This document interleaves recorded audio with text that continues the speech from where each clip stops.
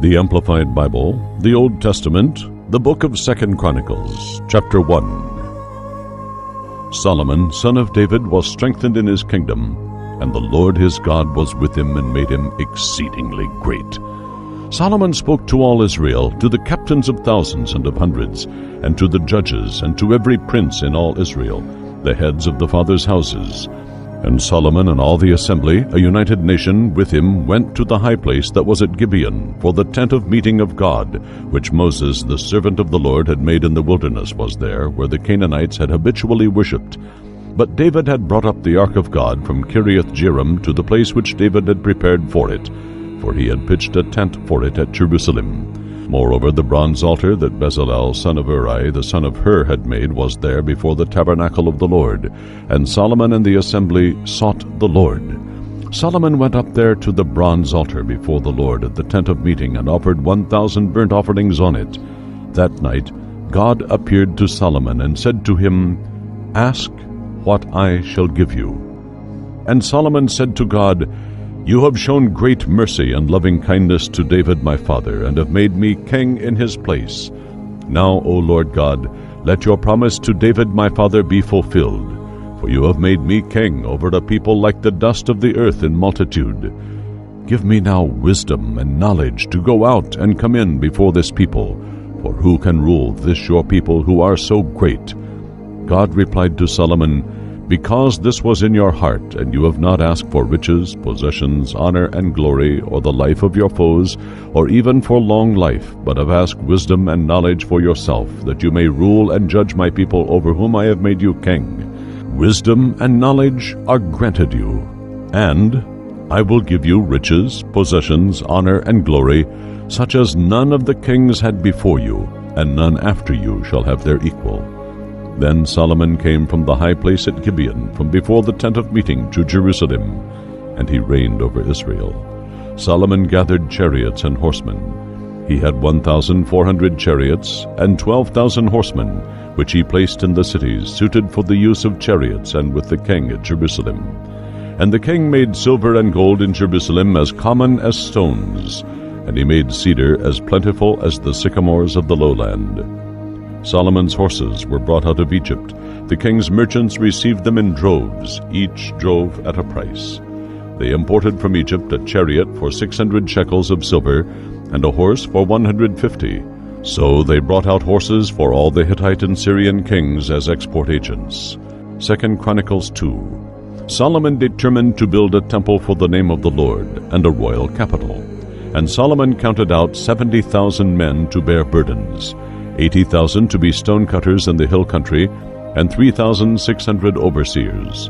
And Solomon sent to Hiram king of Tyre, saying, "As you dealt with David my father, and sent him cedars to build himself a house in which to dwell, even so deal with me. Behold, I am about to build a house for the name of the Lord my God, dedicated to him for the burning of incense of sweet spices before him, for the continual showbread, and for the burnt offerings morning and evening, on the Sabbaths, new moons, and on the solemn feasts of the Lord our God, as ordained forever for Israel. The house which I am to build is great, for our God is greater than all gods. But who is able to build him a house, since heaven, even highest heaven, cannot contain him? Who am I to build him a house, except as a place to burn incense and worship before him? Now therefore, send a man skilled to work in gold, silver, bronze, and iron, and in purple, crimson, and blue colors, who is a trained engraver, to work with the skilled men who are with me in Judah and Jerusalem, whom David my father provided. Send me also from Lebanon cedar, cypress, and algum timber, for I know your servants can skillfully cut timber in Lebanon, and my servants will be with your servants, to prepare for me timber in abundance, for the house I am about to build shall be great and wonderful. And I will give to your servants who cut timber 20,000 measures of crushed wheat, and also of barley, and 20,000 baths of wine, and also of oil." And Hiram king of Tyre replied in writing sent to Solomon, "Because the Lord loves his people, he has made you king over them." Hiram said also, "Blessed be the Lord, the God of Israel, who made heaven and earth, who has given to David the king a wise son, endued with prudence and understanding, who should build a house for the Lord, and a royal palace as his capital. Now I have sent a skilled man, endued with understanding, even Huram-Abi, my trusted counselor. The son of a woman of the daughters of Dan, his father was a man of Tyre. He is a trained worker in gold, silver, bronze, iron, stone, and wood, in purple, blue, and crimson colors, and in fine linen, and also to engrave any type of engraving, and to carry out any design given him, with your skilled men and those of my lord, David your father. Now therefore, the wheat, barley, oil, and wine of which my lord has spoken, let him send them to his servants, and we will cut whatever timber you need from Lebanon, and bring it to you in rafts by sea to Joppa, so you may take it up to Jerusalem. Then Solomon took a census of all the aliens in the land of Israel, like the census of them which his father David had taken. They were found to be 153,600. And he assigned 70,000 of them to be burden-bearers, 80,000 to work in the mountain quarries, and 3,600 as overseers to direct the people's work. 2 Chronicles 3. Then Solomon began to build the house of the Lord at Jerusalem on Mount Moriah, where the Lord appeared to David his father, in the place that David had appointed on the threshing floor of Ornan the Jebusite. And Solomon began to build on the 2nd day of the 2nd month in the 4th year of his reign. Now these are the measurements for the foundations which Solomon laid for the house of God. The length in cubits by the former measure was 60 cubits, and the breadth 20 cubits. The porch or vestibule across the front of the house was the same length as the house's breadth, 20 cubits, and the height 120 cubits. He overlaid it inside with pure gold. And the greater house, the holy place, he lined with cypress, and overlaid it with fine gold, and made palm trees and chains on it. And he adorned the house with precious stones for beauty, and the gold was gold of Parvaim. He lined the house, the holy place, its beams, thresholds, walls, and doors with gold, and engraved cherubim on the walls.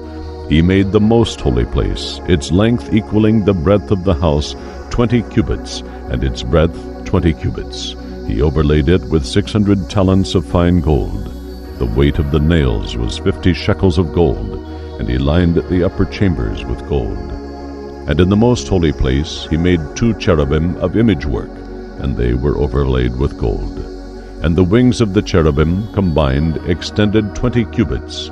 One wing of one cherub was 5 cubits, reaching to the wall of the house, and its other wing of 5 cubits touched the other cherub's wing. And of the other cherub 1 wing of 5 cubits touched the wall of the house, and the other wing, also 5 cubits, joined the wing of the first cherub. The wings of these cherubim extended 20 cubits. The cherubim stood on their feet, their faces toward the holy place. And he made the veil between the holy place and the most holy place of blue, purple, and crimson colors, and fine linen, and embroidered cherubim on it. Before the house he made 2 pillars, 35 cubits high, with a capital on the top of each, which was 5 cubits. He made chains like a necklace, and put them on the heads of the pillars, and he made 100 pomegranates, and put them on the chains. He erected the pillars before the temple, one on the right, the other on the left, and called the one on the right Jachin, he shall establish, and the one on the left Boaz, in it is strength. 2 Chronicles 4. Also Solomon made an altar of bronze, its top 20 by 20 cubits, and its height 10 cubits. Also he made a round sea of molten metal, 10 cubits from brim to brim, and 5 cubits high, and a line of 30 cubits measured around it. Under it were figures of oxen encircling it, 10 to a cubit. The oxen were in 2 rows, cast in one piece with it. It stood upon 12 oxen, 3 looking north, 3 west, 3 south, 3 east, and the sea rested upon them, and all their hind parts were inward. Its thickness was a handbreadth. Its brim was like the brim of a cup, like the flower of a lily. It held 3,000 baths, measures. He made also 10 lavers in which to wash, and put 5 on the right, south side, and 5 on the left, north. Such things as they offered for the burnt offering they washed in them, but the sea was for the priests to wash in. And he made 10 golden lampstands as directed, and set them in the temple, 5 on the right side, and 5 on the left. He made also 10 tables, and placed them in the temple, 5 each on the right and left sides, and 100 basins of gold. Moreover, he made the priest's court, and the great court, and doors for the court, and overlaid their doors with bronze. And he set the sea at the southeast corner of the house. And Huram made the pots, shovels, and basins. So Huram finished the work of God's house that he did for King Solomon, the 2 pillars, the bowls, the capitals on top of the 2 pillars, and the 2 networks to cover the 2 bowls of the capitals on top of the pillars, and 400 pomegranates for the 2 networks, 2 rows of pomegranates for each network to cover the 2 bowls of the capitals upon the pillars. He made also bases or stands and lavers upon the bases, 1 sea and the 12 oxen under it, the pots, shovels, and flesh hooks, and all their equipment Huram, his trusted counselor, made of burnished bronze for King Solomon for the house of the Lord. In the plain of the Jordan the king cast them, in the clay ground between Succoth and Zeredah. Solomon made all these things in such great numbers that the weight of the bronze was not computed. And Solomon made all the vessels for the house of God, the golden altar also, and the tables for the showbread, the bread of the presence, and the lampstands with their lamps of pure gold, to burn before the inner sanctuary, the Holy of Holies, as directed, the flowers, lamps, and tongs of purest gold, the snuffers, basins, dishes for incense, and firepans of pure gold, and for the temple entry, the inner doors for the most holy place, and the doors of the holy place were of gold. 2 Chronicles 5. Thus all the work that Solomon did for the house of the Lord was finished. He brought in all the things that David his father had dedicated, and the silver, the gold, and all the vessels he put in the treasuries of the house of God. Then Solomon assembled the elders of Israel and all the heads of the tribes, the chiefs of the fathers' houses of the Israelites, to Jerusalem, to bring up the ark of the covenant of the Lord out of the city of David, which is Zion. All the men of Israel gathered to the king at the feast in the 7th month. And all the elders of Israel came, and the Levites took up the ark. And the priests and Levites brought up the ark, the tent of meeting, and all the holy vessels that were in the tent. Also King Solomon and all the assembly of Israel, who were gathered to him before the ark, sacrificed sheep and oxen, so numerous that they could not be counted or reported. And the priests brought the ark of the covenant of the Lord to its place, to the sanctuary of the house, into the Holy of Holies, under the wings of the cherubim. For the cherubim spread out their wings over the place of the ark, making a covering above the ark and its poles. And they drew out the poles of the ark, so that the ends of the poles protruding from the ark were visible from the front of the Holy of Holies, but were not visible from without. It is there to this day. There was nothing in the ark except the 2 tables, the 10 commandments, which Moses put in it at Mount Horeb, when the Lord made a covenant with the Israelites when they came out of Egypt. And when the priests had come out of the holy place, for all the priests present had sanctified themselves, separating themselves from everything that defiles, without regard to their divisions, and all the Levites who were singers, all of those of Asaph, Heman, and Jeduthun, with their sons and kinsmen, arrayed in fine linen, having cymbals, harps, and lyres, stood at the east end of the altar, and with them 120 priests blowing trumpets. And when the trumpeters and singers were joined in unison, making one sound to be heard in praising and thanking the Lord, and when they lifted up their voice with the trumpets and cymbals and other instruments for song, and praised the Lord, saying, For he is good, for his mercy and loving kindness endure forever, then the house of the Lord was filled with a cloud, so that the priests could not stand to minister because of the cloud. For the glory of the Lord filled the house of God. 2 Chronicles 6. Then Solomon said, The Lord has said that he would dwell in the thick darkness. I have built you a house in which the dark Holy of Holies seems a fitting abode for you, a place for you to dwell in forever. And the king turned his face and blessed all the assembly of Israel, and they all stood. And he said, Blessed be the Lord, the God of Israel, who has fulfilled with his hands what he promised with his mouth to David my father, saying, Since the day that I brought my people out of the land of Egypt, I chose no city among all the tribes of Israel to build a house in, that my name might be there. Neither chose I any man to be a ruler over my people Israel. But I have chosen Jerusalem, that my name and the symbol of my presence might be there. And I have chosen David to be over my people Israel. Now it was in the heart of David my father to build a house for the name and renown of the Lord, the God of Israel.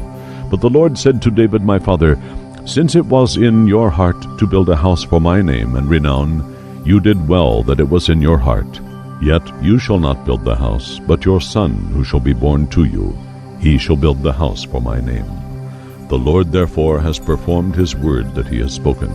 For I have risen up in the place of David my father, and sit on the throne of Israel, as the Lord promised, and have built the house for the name of the Lord, the God of Israel. In it have I put the ark, the symbol of his presence, in which is the covenant of the Lord, the 10 commandments which he made with the people of Israel.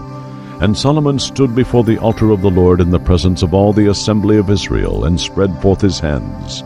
For he had made a bronze scaffold, 5 cubits square, and 3 cubits high, and had set it in the midst of the court. Upon it he stood, and he knelt upon his knees before all the assembly of Israel, and spread forth his hands toward heaven, and said, O Lord, God of Israel, there is no God like you in the heavens or in the earth, keeping covenant and showing mercy and loving kindness to your servants who walk before you with all their hearts, you who have kept your promises to my father David, and fulfilled with your hand what you spoke with your mouth, as it is today. Now therefore, O Lord God of Israel, keep with your servant David my father that which you promised him, saying, There shall not fail a man in my sight to sit on the throne of Israel, provided your children are careful to walk in my law, as you, David, have walked before me. Now then, O Lord God of Israel, let your word to your servant David be verified. But will God actually dwell with men on the earth? Behold, heaven and the heaven of heavens cannot contain you. How much less this house which I have built? Yet have respect for the prayer of your servant, and for his supplication, O Lord my God, to listen to the cry and the prayer which your servant prays before you, that your eyes may be open upon this house day and night, toward the place in which you have said you would put your name and the symbol of your presence, to listen to and heed the prayer which your servant prays, facing this place. So listen to and heed the requests of your servant and your people Israel, which they shall make facing this place. Hear from your dwelling place, heaven, and when you hear, forgive. If a man sins against his neighbor, and he is required to take an oath, and the oath comes before your altar in this house, then hear from heaven and do, and judge your servants, requiting the wicked by bringing his conduct upon his own head, and justifying the uncompromisingly righteous by giving him according to his righteousness, his uprightness and right standing with God. If your people Israel have been defeated before the enemy because they have sinned against you, and shall return, confess your name and you yourself, and pray and make supplication before you in this house, then hear from heaven and forgive the sin of your people Israel, and bring them again to the land which you gave to them and their fathers. When the heavens are shut up, and there is no rain because your people have sinned against you, yet if they pray toward this place, confess your name and you yourself, and turn from their sin when you afflict them, then hear from heaven and forgive the sin of your servants, all of your people Israel, when you have taught them the good way in which they should walk, and send rain upon your land which you have given to your people for an inheritance. If there is famine in the land, if there is pestilence, blight, mildew, locusts, or caterpillars, if their enemies besiege them in any of their cities, whatever plague or sickness there may be, then whatever prayer or supplication any man or all of your people Israel shall make, each knowing his own affliction and his own sorrow, and stretching out his hands toward this house, then hear from heaven your dwelling place, and forgive, and render to every man according to all his ways, whose heart you know. For you only, know men's hearts, that they may fear you and walk in your ways as long as they live in the land which you gave to our fathers. Also concerning the stranger who is not of your people Israel, but has come from a far country for your great name's sake, and your mighty power, and your outstretched arm, if he comes and prays toward this house, hear from heaven, from your dwelling place, and do all for which the stranger calls to you, that all peoples of the earth may know your name and fear you reverently and worshipfully, as do your people Israel, and may know that this house which I have built is called by your name. If your people go out to war against their enemies by the way that you send them, and they pray to you facing the city Jerusalem which you have chosen, and the house which I have built for your name, then hear from heaven their prayer and supplication, and maintain their cause. If they sin against you, for there is no man who does not sin, and you are angry with them and give them to enemies who take them captive to a land far or near, yet if they repent in the land to which they have been carried captive, and turn and pray there, saying, We have sinned, we have done wrong, and have dealt wickedly, if they return to you with all their heart and soul in the land of their captivity, and pray, facing their land which you gave to their fathers, and toward the city which you have chosen, and the house which I have built for your name, then hear from heaven, your dwelling place, their prayer and supplication, and maintain their cause, and forgive your people who have sinned against you. Now, O my God, I beseech you, let your eyes be open and your ears attentive to the prayer offered in this temple. So now arise, O Lord God, and come into your resting place, you and the ark of your strength and power. Let your priests, O Lord God, be clothed with salvation, and let your saints, your zealous ones, rejoice in good and in your goodness. O Lord God, turn not away the face of me, your anointed one. Earnestly remember your good deeds, mercy, and steadfast love for David your servant. 2 Chronicles 7. When Solomon had finished praying, the fire came down from heaven and consumed the burnt offering and the sacrifices. And the glory of the Lord filled the house. The priests could not enter the house of the Lord, because the glory of the Lord had filled the Lord's house. And when all the people of Israel saw how the fire came down and the glory of the Lord upon the house, they bowed with their faces upon the pavement and worshipped and praised the Lord, saying, For he is good, for his mercy and loving kindness endure forever. Then the king and all the people offered sacrifices before the Lord. King Solomon offered a sacrifice of 22,000 oxen and 120,000 sheep. So the king and all the people dedicated God's house. The priests stood at their posts, and the Levites also, with instruments of music to the Lord, which King David had made to praise and give thanks to the Lord. For his mercy and loving kindness endure forever. Whenever David praised through their ministry, the priests blew trumpets before them, and all Israel stood. Moreover, Solomon consecrated the middle of the court that was before the house of the Lord. For there he offered burnt offerings and the fat of the peace offerings, because the bronze altar which he had made was not sufficient to receive the burnt offerings, the cereal offerings, and the fat. At that time Solomon held the feast for 7 days, and all Israel with him, a very great assembly, from the entrance of Hamath to the brook of Egypt. The 8th day they made a solemn assembly, for they had kept the dedication of the altar and the feast, each for 7 days. And on the 23rd day of the 7th month he sent the people away to their homes, glad and merry in heart for the goodness that the Lord had shown to David, to Solomon, and to Israel his people. Thus Solomon finished the Lord's house and the king's house. All that he had planned to do in the Lord's house and his own house he accomplished successfully. And the Lord appeared to Solomon by night and said to him, I have heard your prayer, and have chosen this place for myself as a house of sacrifice. If I shut up heaven so no rain falls, or if I command locusts to devour the land, or if I send pestilence among my people, if my people who are called by my name shall humble themselves, pray, seek, crave, and require of necessity my face, and turn from their wicked ways, then will I hear from heaven, forgive their sin, and heal their land. Now my eyes will be open and my ears attentive to prayer offered in this place. For I have chosen and sanctified, set apart for holy use, this house, that my name may be here forever, and my eyes and my heart will be here perpetually. As for you, Solomon, if you will walk before me as David your father walked, and do all I have commanded you, and observe my statutes and my ordinances, then I will establish the throne of your kingdom, as I covenanted with David your father, saying, There shall not fail you a man to be ruler in Israel. But if you people turn away and forsake my statutes and my commandments which I have set before you, and go and serve other gods and worship them, then will I pluck Israel up by the roots out of my land which I have given them, and this house which I have hallowed for my name will I cast out of my sight, and will make it to be a proverb and a byword among all nations. And this house which was so high shall be an astonishment to every one passing it, and they will say, Why has the Lord done thus to this land and to this house? Then men will say, Because they forsook the Lord, the God of their fathers, who brought them out of Egypt, and they laid hold of other gods, and worshipped and served them.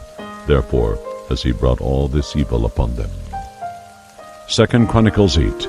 At the end of 20 years, in which Solomon had built the house of the Lord and his own house, the cities which Huram had given to him, Solomon rebuilt and fortified, and caused the Israelites to dwell there. And Solomon took Hamath-zobah. He built Tadmor in the wilderness, and all his store cities in Hamath. Also he built Upper Beth-horon and Lower Beth-horon, fortified cities with walls, gates, and bars. And Baalath, and all the store cities he had, and all the cities for his chariots, and the cities for his horsemen, and all that Solomon desired to build in Jerusalem, in Lebanon, and in all his dominion. All the people who were left of the Hittites, Amorites, Perizzites, Hivites, and Jebusites, who were not of Israel, but descendants of those who were left in the land whom the Israelites had not destroyed, of them Solomon made a levy for forced labor to this day. But of the Israelites Solomon made no slaves for his work, but they were men of war, chiefs of his captains, and captains of his chariots and horsemen. These were the chiefs of King Solomon's officers, 250 in authority over the people.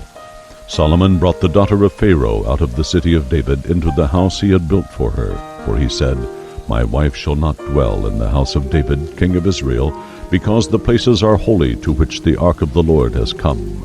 Then Solomon offered burnt offerings to the Lord on the Lord's altar which he had built before the temple porch or vestibule, a certain number every day, offering as Moses commanded for the Sabbaths, the new moons, and the solemn feast days, 3 times in the year, the feasts of unleavened bread, of weeks, and of tabernacles. And he appointed, as ordered by David his father, the divisions of the priests for their service, and the Levites to their offices, to praise and to serve before the priests, as the duty of every day required, and the gatekeepers also by their divisions at every gate, for so had David the man of God commanded. And they did not turn from the command of the king to the priests and Levites in any respect or concerning the treasuries. Thus all the work of Solomon was prepared from the day the foundation of the Lord's house was laid until it was finished. So the house of the Lord was completed. Then Solomon went to Ezion-Geber and to Eloth on the shore of the Red Sea in the land of Edom. And Huram sent him by his servants ships and servants familiar with the sea. And they went with the servants of Solomon to Ophir, and took from there 450 talents of gold, and brought them to King Solomon. 2 Chronicles 9. When the queen of Sheba heard of the fame of Solomon, she came to Jerusalem to test him with hard questions, accompanied by very many attendants and camels bearing spices, much gold, and precious stones. And when she came to Solomon, she talked with him of all that was on her mind. And Solomon answered all her questions. There was nothing hidden from him which he was unable to make clear to her. And when the queen of Sheba had seen Solomon's wisdom, the house he had built, the food of his table, the seating of his officials, the standing at attention of his servants, their apparel, his cupbearers also, and their apparel, and his burnt offerings which he offered at the house of the Lord, there was no more spirit in her. She said to the king, The report which I heard in my own land of your acts and sayings and of your wisdom was true.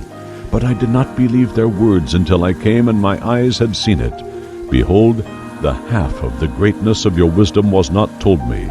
You surpass the fame that I heard of you. Happy are your wives and men, and happy are these your servants who stand continually before you and hear your wisdom. Blessed be the Lord your God, who delighted in you and set you on his throne to be king for the Lord your God, because Your God loved Israel and would establish them forever. He made you king over them to do justice and righteousness. She gave the king 120 talents of gold, a very large quantity of spices and precious stones. Such spice was not anywhere as that which the queen of Sheba gave King Solomon. The servants of Huram and those of Solomon who brought gold from Ophir also brought algum trees and precious stones. The king made of the algum trees terraces or walks to the house of the Lord and to the king's palace, and lyres and harps for the singers. None such had ever been seen before in the land of Judah. And King Solomon gave to the queen of Sheba all her desire, whatever she asked, besides what she had brought to the king. So she with her servants returned to her own land. Now the weight of gold that came to Solomon in 1 year was 666 talents, besides what traders and merchants brought. And all the kings of Arabia and governors of the country brought gold and silver to Solomon. And King Solomon made 200 large shields or bucklers of beaten gold. 600 shekels of beaten gold went into each shield.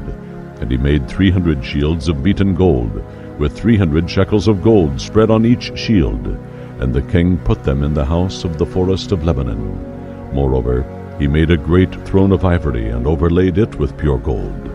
There were 6 steps to the throne, and a gold footstool attached to the throne, and arms on each side of the seat, with 2 lions standing beside the arms, and 12 lions stood there, one on either end of each of the 6 steps.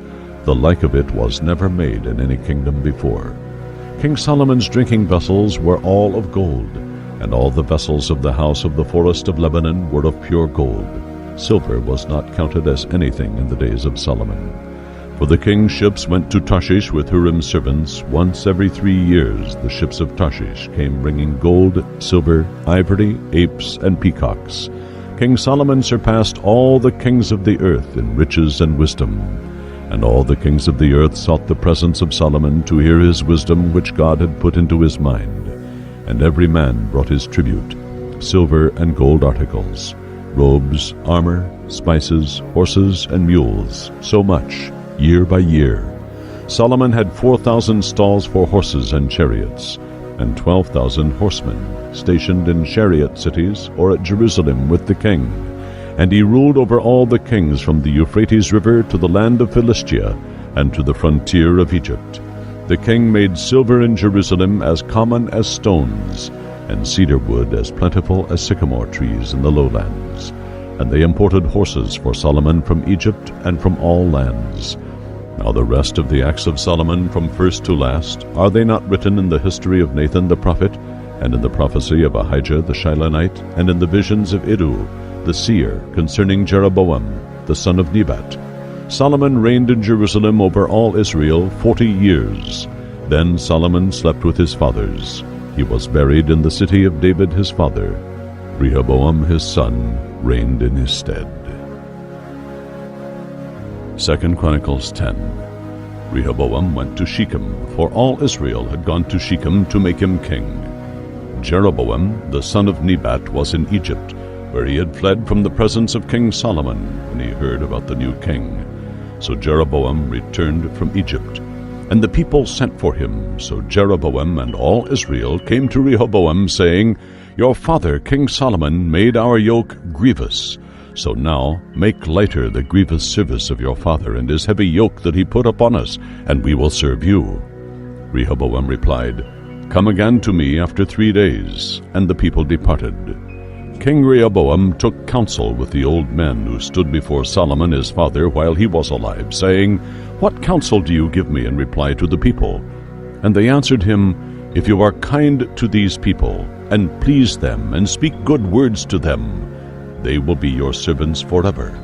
But the king forsook the counsel which the old men gave him, and took counsel with the young men who were brought up with him, and stood before him. And he said to them, What answer do you advise that we give to the demand of these people? Make the yoke your father put upon us lighter. The young men who were brought up with him said to him, Tell the people who said to you, Your father made our yoke heavy, but you make it lighter, My little finger is thicker than my father's loins. For whereas my father put a heavy yoke upon you, I will add to your yoke. My father chastised you with whips, but I will chastise you with scorpions. The third day Jeroboam and all the people returned to Rehoboam as he had said, and the king answered them harshly, forsaking the counsel of the old men, and answered them after the advice of the young men, saying, My father made your yoke heavy, but I will add to it. My father chastised you with whips, but I will chastise you with scorpions. So the king did not heed the people, for it was brought about of God, that the Lord might perform his word which he spoke by Ahijah the Shilonite to Jeroboam son of Nebat. And when all Israel saw that the king would not listen to and heed them, they answered him, What portion have we in David? We have no inheritance in the son of Jesse. Every man to your tents, O Israel. Now David, tribe of Judah, see to your own house under your tyrant king Rehoboam. So all Israel went to their homes. But as for the Israelites who dwelt in Judah's cities, Rehoboam ruled over them. Then King Rehoboam sent Hadoram, who was over the forced labor, and the Israelites stoned him, and he died. But King Rehoboam hastened to get up to his royal chariot to flee to Jerusalem, and Israel has rebelled against the house of David to this day. 2 Chronicles 11. And when Rehoboam came to Jerusalem, he assembled of the house of Judah and Benjamin 180,000 chosen warriors to fight against the 10 rebellious tribes of Israel, to bring the kingdom again to Rehoboam. But the word of the Lord came to Shemaiah, the man of God, saying, Say to Rehoboam, son of Solomon, king of Judah, and to all Israel in Judah and Benjamin, Thus says the Lord, You shall not go up or fight against your brethren. Return every man to his house, for this thing is from me. And they obeyed the Lord, and returned from going against Jeroboam. Rehoboam dwelt in Jerusalem, and built cities for defense in Judah. He built Bethlehem, Etam, Tekoa, Bethzur, Soko, Adullam, Gath, Mareshah, Ziph, Adoraim, Lachish, Azekah, Zorah, Aijalon, and Hebron, which are fortified cities in Judah and Benjamin. He fortified the strongholds and put captains in them, with stores of food, oil, and vintage fruits. And in each city he put shields and spears, and made them very strong. So he held Judah and Benjamin. And the priests and the Levites who were in all Israel came over to Rehoboam from wherever they lived. For the Levites left their suburbs and their possessions, and came to Judah and Jerusalem, for Jeroboam and his sons had cast them out from executing the priest's office to the Lord. And he appointed his own priests for the high places, and for the idols of demon he-goats and calves he had made.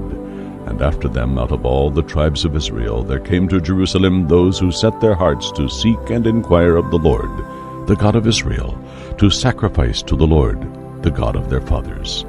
So they strengthened the kingdom of Judah, and upheld Rehoboam son of Solomon for 3 years. For they walked in the ways of David and Solomon for 3 years. Rehoboam took as wife Mahalath, whose father was Jeremoth, son of David. Her mother was Abihail, daughter of Eliab, son of Jesse. She bore him sons, Jeush, Shamariah, and Zaham. And after her he took Maacah, granddaughter of Absalom, who bore him Abijah, Attai, Ziza, and Shelemith.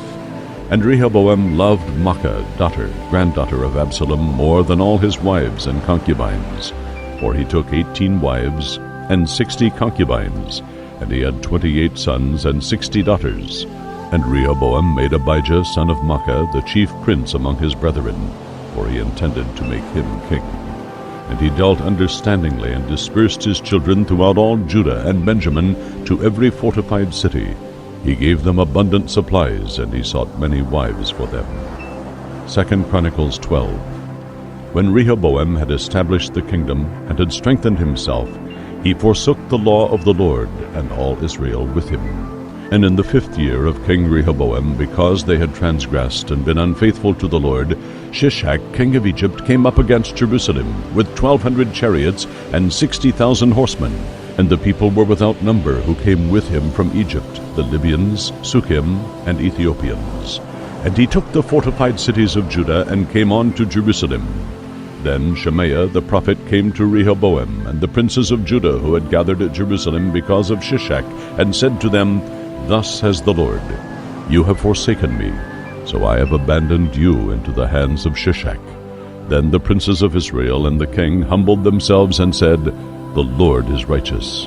And when the Lord saw that they humbled themselves, the word of the Lord came to Shemaiah, saying, They have humbled themselves, so I will not destroy them, but I will grant them some deliverance, and my wrath shall not be poured out upon Jerusalem by the hand of Shishak.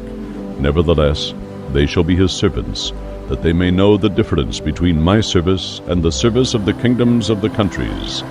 So Shishak, king of Egypt, came up against Jerusalem. He took away the treasures of the house of the Lord and of the king's house. He took everything. He took away also the shields of gold Solomon had made. Instead of them, King Rehoboam made shields of bronze and committed them to the hands of the officers of the guard, who kept the door of the king's house. And whenever the king entered the Lord's house, the guards came and got the shields of bronze and brought them again into the guard chamber. When Rehoboam humbled himself, the wrath of the Lord turned from him, so as not to destroy him entirely. Also in Judah conditions were good. So King Rehoboam established and strengthened himself in Jerusalem and reigned. Rehoboam was 41 years old when he began to reign, and he reigned 17 years in Jerusalem, the city in which the Lord had chosen out of all the tribes of Israel to put his name and the symbol of his presence. His mother was Naamah, an Ammonitess. And he did evil because he did not set his heart to seek, inquire of, yearn for the Lord with all his desire. Now the acts of Rehoboam from first to last, are they not written in the histories of Shemaiah the prophet, and of Iddo the seer regarding genealogies?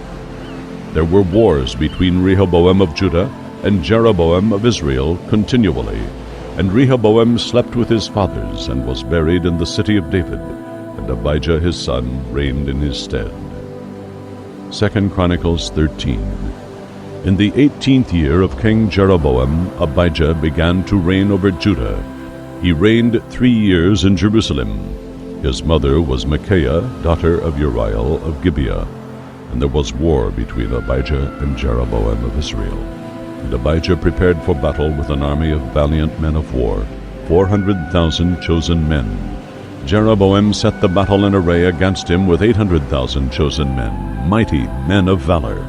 And Abijah stood on Mount Zemaraim in the hill country of Ephraim, and said, Hear me, O Jeroboam, and all Israel. Ought you not to know that the Lord, the God of Israel, gave the kingship over Israel to David forever, even to him and to his sons by a covenant of salt? Yet Jeroboam, son of Nebat, a servant of Solomon, son of David, rose up and rebelled against his lord the king.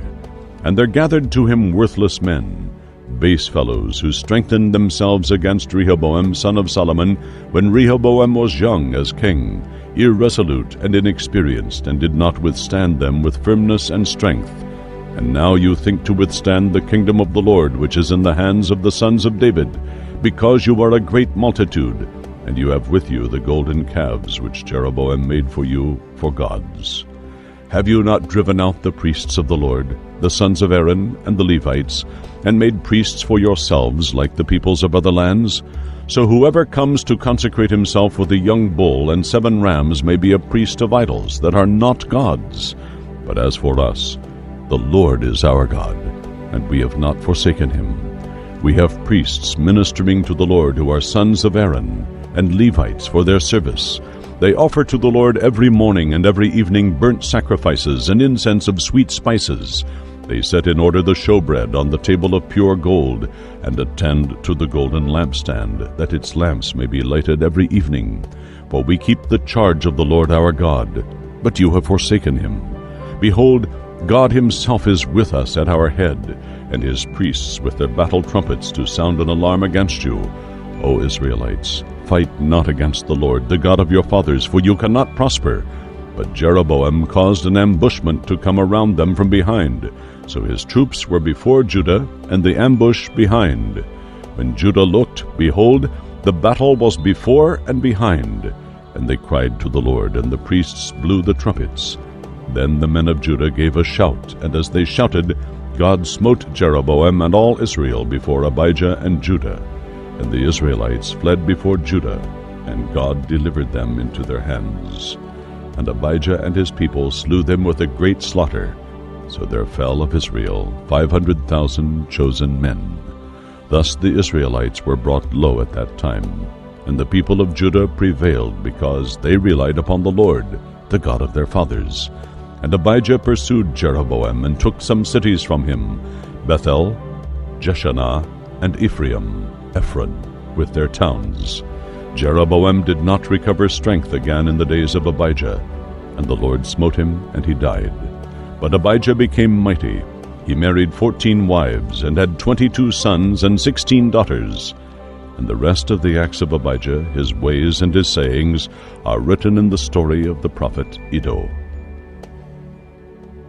2 Chronicles 14. So Abijah slept with his fathers, and they buried him in the city of David, and Asa his son reigned in his stead. In his days the land was at rest for 10 years, and Asa did what was good and right in the eyes of the Lord his God. He took away the foreign altars and high places, and broke down the idol pillars or obelisks, and cut down the Asherim, symbols of the goddess Asherah, and commanded Judah to seek the Lord, the God of their fathers, to inquire of and for him, and crave him as a vital necessity, and to obey the law and the commandment. Also Asa took out of all the cities of Judah the idolatrous high places and the incense altars, and the kingdom had rest under his reign. And he built fortified cities in Judah, for the land had rest. He had no war in those years, for the Lord gave him peace. Therefore he said to Judah, Let us build these cities and surround them with walls, towers, gates, and bars. The land is still ours, because we sought the Lord our God. We have sought him, yearning for him with all our desire, and he has given us rest and peace on every side. So they built and prospered. Asa had an army of 300,000 men out of Judah, who bore bucklers and spears, and 280,000 out of Benjamin, who bore shields and drew bows, all mighty men of courage. There came out against Judah Zerah the Ethiopian, with a host of 1,000,000, that is, too many to be numbered, and 300 chariots, and came as far as Marashah. Then Asa went out against him, and they set up their lines of battle in the valley of Zaphathah at Marashah. Asa cried to the Lord his God, O Lord, there is none beside you to help, and it makes no difference to you whether the one you help is mighty or powerless. Help us, O Lord our God, for we rely on you, and we go against this multitude in your name, O Lord. You are our God. Let no man prevail against you. So the Lord smote the Ethiopians before Asa and Judah, and the Ethiopians fled. Asa and the people with him pursued them to Gerar, and the Ethiopians were overthrown, so that none remained alive, for they were destroyed before the Lord and his host, who carried away very much booty. And they smote all the cities round about Gerar, for the fear of the Lord came upon them. They plundered all the cities, for there was much plunder in them. They smote also the cattle encampments, and carried away sheep in abundance and camels, and they returned to Jerusalem. 2 Chronicles 15. The Spirit of God came upon Azariah, son of Oded, and he went out to meet Asa, and said to him, Hear me, Asa, and all Judah and Benjamin. The Lord is with you while you are with him. If you seek him, inquiring for and of him, craving him as your soul's first necessity, he will be found by you. But if you become indifferent and forsake him, he will forsake you. Now for a long time Israel was without the true God, without a teaching priest, and without law. But when they in their trouble turned to the Lord, the God of Israel, and in desperation earnestly sought him, he was found by them. And in those times there was no peace to him who went out, nor to him who came in, but great and vexing afflictions and disturbances were upon all the inhabitants of the countries. Nation was broken in pieces against nation, and city against city, for God vexed and troubled them with all sorts of adversity. Be strong therefore, and let not your hands be weak and slack, for your work shall be rewarded. And when Asa heard these words, the prophecy of Oded the prophet, he took courage, and put away the abominable idols from all the land of Judah and Benjamin, and from the cities which he had taken in the hill country of Ephraim. And he repaired the altar of burnt offering of the Lord, which was in front of the porch or vestibule of the house of the Lord. And he gathered all Judah and Benjamin and the strangers with them out of Ephraim, Manasseh and Simeon, for they came over to Asa out of Israel in large numbers when they saw that the Lord his God was with him. So they gathered at Jerusalem in the 3rd month of the 15th year of the reign of Asa. And they sacrificed to the Lord on that day from the spoil which they had brought, 700 oxen and 7,000 sheep. And they entered into a covenant to seek the Lord, the God of their fathers, and to yearn for him with all their heart's desire and with all their soul, and that whoever would not seek the Lord, the God of Israel, should be put to death, whether young or old, man or woman. They took an oath to the Lord with a loud voice, with shouting, with trumpets, and with cornets. And all Judah rejoiced at the oath, for they had sworn with all their heart, and sought him, yearning for him with their whole desire. And he was found by them, and the Lord gave them rest and peace round about. Also Maachah, King Asa's mother, he removed from being queen mother, because she had made an abominable image for the goddess Asherah. Asa cut down her idol, crushed it, and burned it at the brook Kidron. But the high places were not taken out of Israel. Nevertheless, the heart of Asa was blameless all his days. And he brought into the house of God the things that his father Abijah had dedicated, and those he himself had dedicated, silver and gold and vessels. And there was no more war until the 35th year of the reign of Asa. 2 Chronicles 16. In the 36th year of Asa's reign, Baasha, king of Israel, came up against Judah, and built fortified Ramah, intending to intercept anyone going out or coming in to Asa, king of Judah. Then Asa brought silver and gold out of the treasuries of the house of the Lord and of the king's house, and sent them to Ben-Hadad, king of Syria, who dwelt at Damascus, saying, Let there be a league between me and you, as was between my father and your father. Behold, I am sending you silver and gold. Go, break your league with Baasha, king of Israel, that he may withdraw from me. And Ben-Hadad hearkened to King Asa, and sent the captains of his armies against the cities of Israel. And they smote Ijon, Dan, Abel-maim, and all the store cities of Naphtali. And when Baasha heard it, he stopped building Ramah, and let his work cease. Then King Asa took all Judah, and they carried away the stones of Ramah and its timber with which Baasha had been building, and with them he built Geba and Mizpah. At that time Hanani the seer came to Asa king of Judah, and said to him, Because you relied on the king of Syria, and not on the Lord your God, the army of the king of Syria has escaped you. Were not the Ethiopians and Libyans a huge host, with very many chariots and horsemen? Yet because you relied then on the Lord, he gave them into your hand. For the eyes of the Lord run to and fro throughout the whole earth, to show himself strong in behalf of those whose hearts are blameless toward him. You have done foolishly in this. Therefore from now on you shall have wars. Then Asa was angry with the seer, and put him in prison in the stocks, for he was enraged with him because of this. Asa oppressed some of the people at the same time. The acts of Asa, from first to last, are written in the book of the kings of Judah and Israel. In the 39th year of his reign, Asa was diseased in his feet, until his disease became very severe. Yet in his disease he did not seek the Lord, but relied on the physicians. And Asa slept with his fathers, dying in the 41st year of his reign. And they buried him in his own tomb, which he had hewn out for himself in the city of David. And they laid him on a bier which was filled with sweet odors and various kinds of spices, prepared by the perfumer's art.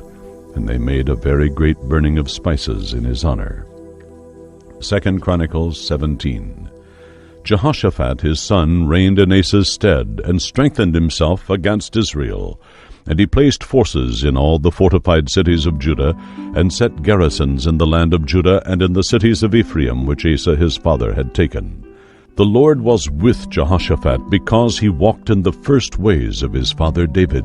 He did not seek the Baals, but sought and yearned with all his desire for the Lord, the God of his father, and walked in his commandments, and not after the ways of Israel.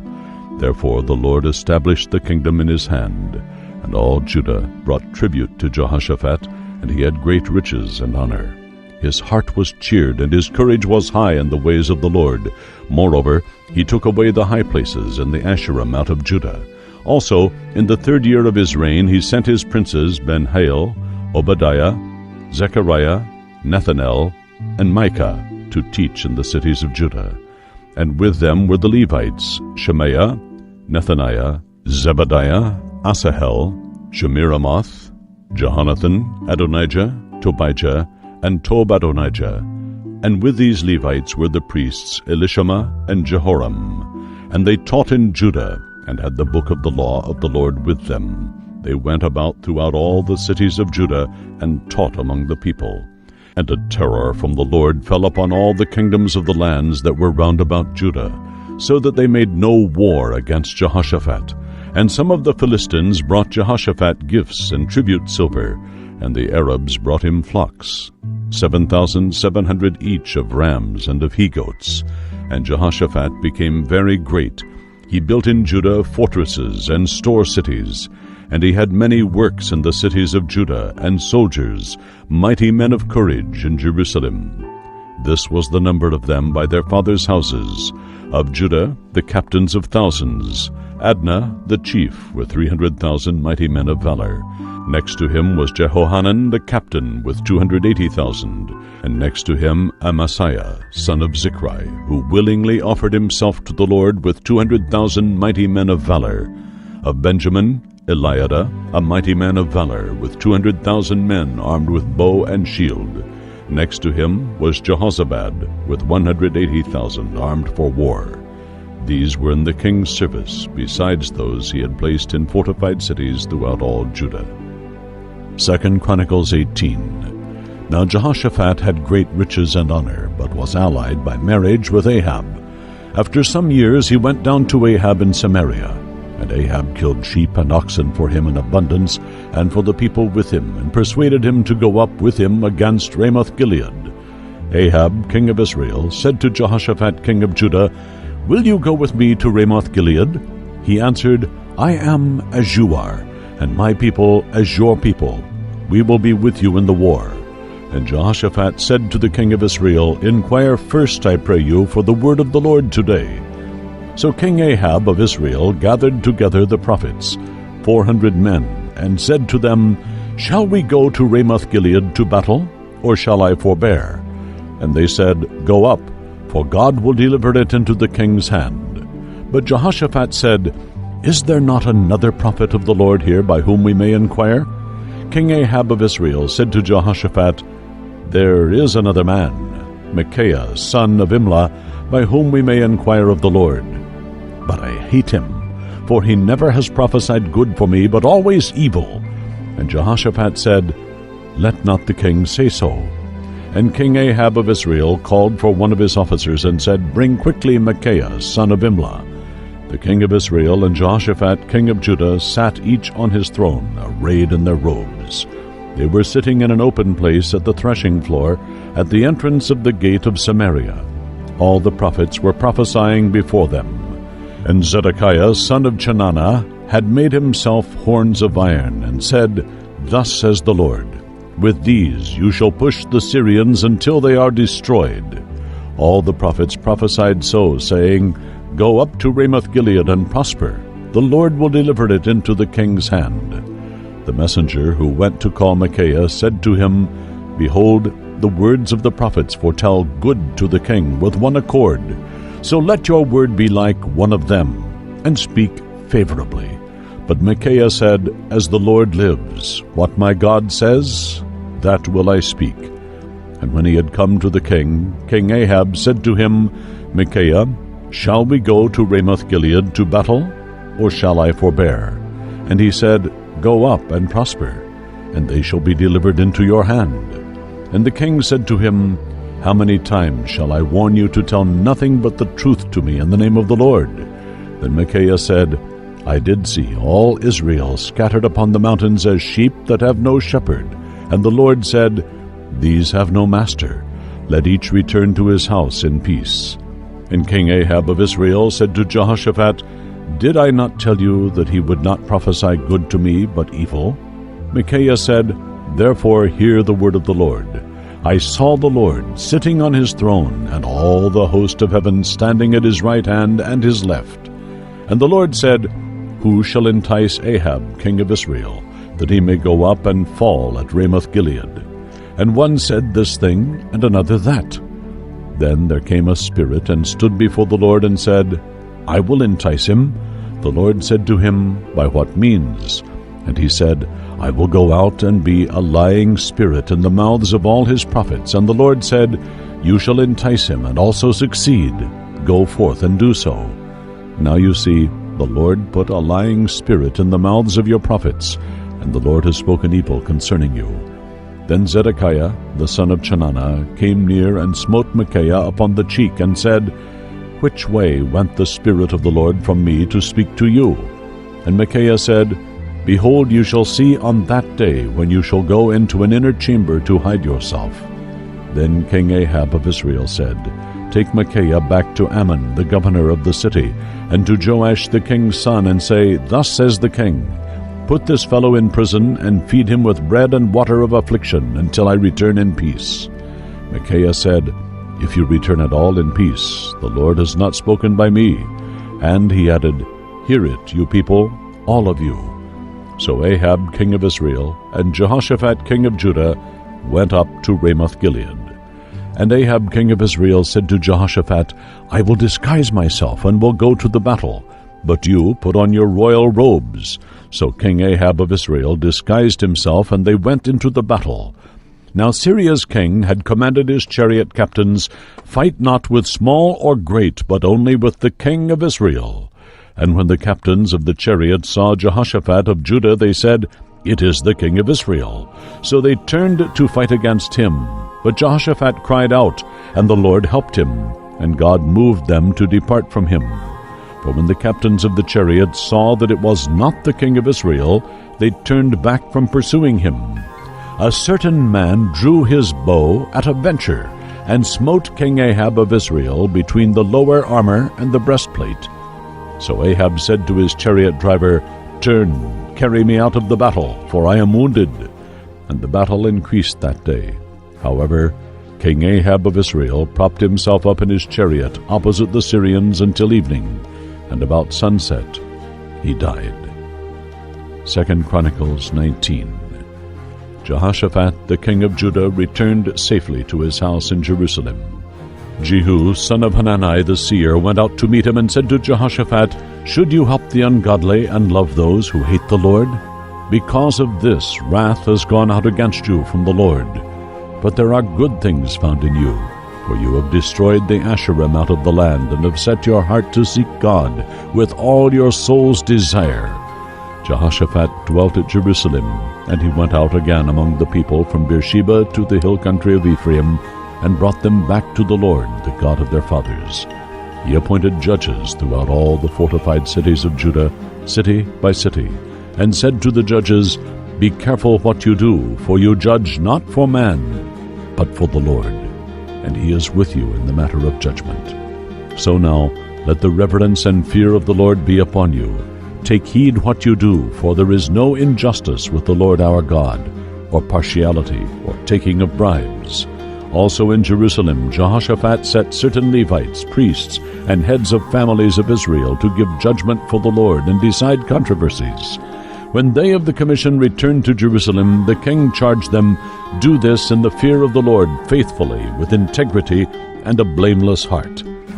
Whenever any controversy shall come to you from your brethren who dwell in their cities, between blood and blood, between law and commandment, statutes and judgments, you shall warn and instruct them, that they may not be guilty before the Lord. Otherwise wrath will come upon you and your brethren. Do this, and you will not be guilty.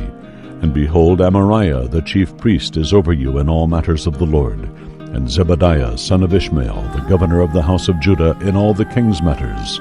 Also the Levites will serve you as officers. Deal courageously, be strong, and do, and may the Lord be with the good. 2 Chronicles 20. After this the Moabites, the Ammonites, and with them the Meunites, came against Jehoshaphat to battle. It was told Jehoshaphat, A great multitude has come against you from beyond the Dead Sea, from Edom, and behold, they are in Hazazon Tamar, which is in Gedi. Then Jehoshaphat feared and set himself determinedly, as his vital need, to seek the Lord. He proclaimed a fast in all Judah. And Judah gathered together to ask help from the Lord. Even out of all the cities of Judah they came to seek the Lord, yearning for him with all their desire. And Jehoshaphat stood in the assembly of Judah and Jerusalem in the house of the Lord before the new court, and said, O Lord, God of our fathers, are you not God in heaven? And do you not rule over all the kingdoms of the nations? In your hand are power and might, so that none is able to withstand you. Did not you, O our God, drive out the inhabitants of this land before your people Israel, and give it forever to the descendants of Abraham, your friend? They dwelt in it, and have built you a sanctuary in it for your name, saying, If evil comes upon us, the sword of judgment, or pestilence, or famine, we will stand before this house and before you, for your name and the symbol of your presence is in this house, and cry to you in our affliction, and you will hear and save. And now, behold, the men of Ammon, Moab, and Mount Seir, whom you would not let Israel invade when they came from the land of Egypt, and whom they turned from and did not destroy, behold, they reward us by coming to drive us out of your possession, which you have given us to inherit. O our God, will you not exercise judgment upon them? For we have no might to stand against this great company that is coming against us. We do not know what to do, but our eyes are upon you. And all Judah stood before the Lord with their children and their wives. Then the Spirit of the Lord came upon Jahaziel, son of Zechariah, the son of Benaiah, the son of Jael, the son of Mattaniah, a Levite of the sons of Asaph, in the midst of the assembly. He said, Hearken, all Judah, you inhabitants of Jerusalem, and you, King Jehoshaphat, the Lord says this to you, Be not afraid or dismayed at this great multitude, for the battle is not yours, but God's. Tomorrow go down to them. Behold, they will come up by the ascent of Ziz, and you will find them at the end of the ravine before the wilderness of Jeruel. You shall not need to fight in this battle. Take your positions, stand still, and see the deliverance of the Lord who is with you, O Judah and Jerusalem. Fear not, nor be dismayed. Tomorrow go out against them, for the Lord is with you. And Jehoshaphat bowed his head with his face to the ground. And all Judah and the inhabitants of Jerusalem fell down before the Lord, worshipping him. And some Levites of the Kohathites and Korahites stood up to praise the Lord, the God of Israel, with a very loud voice. And they rose early in the morning and went out into the wilderness of Tekoa. And as they went out, Jehoshaphat stood and said, Hear me, O Judah, and you inhabitants of Jerusalem. Believe in the Lord your God, and you shall be established. Believe and remain steadfast to his prophets, and you shall prosper. When he had consulted with the people, he appointed singers to sing to the Lord, and praise him in their holy priestly garments as they went out before the army, saying, Give thanks to the Lord, for his mercy and loving kindness endure forever. And when they began to sing and to praise, the Lord set ambushments against the men of Ammon, Moab, and Mount Seir, who had come against Judah, and they were self-slaughtered. For suspecting betrayal, the men of Ammon and Moab rose against those of Mount Seir, utterly destroying them. And when they had made an end of the men of Seir, they all helped to destroy one another. And when Judah came to the watchtower of the wilderness, they looked at the multitude, and behold, they were dead bodies fallen to the earth, and none had escaped. When Jehoshaphat and his people came to take the spoil, they found among them much cattle, goods, garments, and precious things which they took for themselves, more than they could carry away. So much they were 3 days in gathering the spoil. On the 4th day they assembled in the valley of Barakah. There they blessed the Lord. So the name of the place is still called the Valley of Barakah, blessing.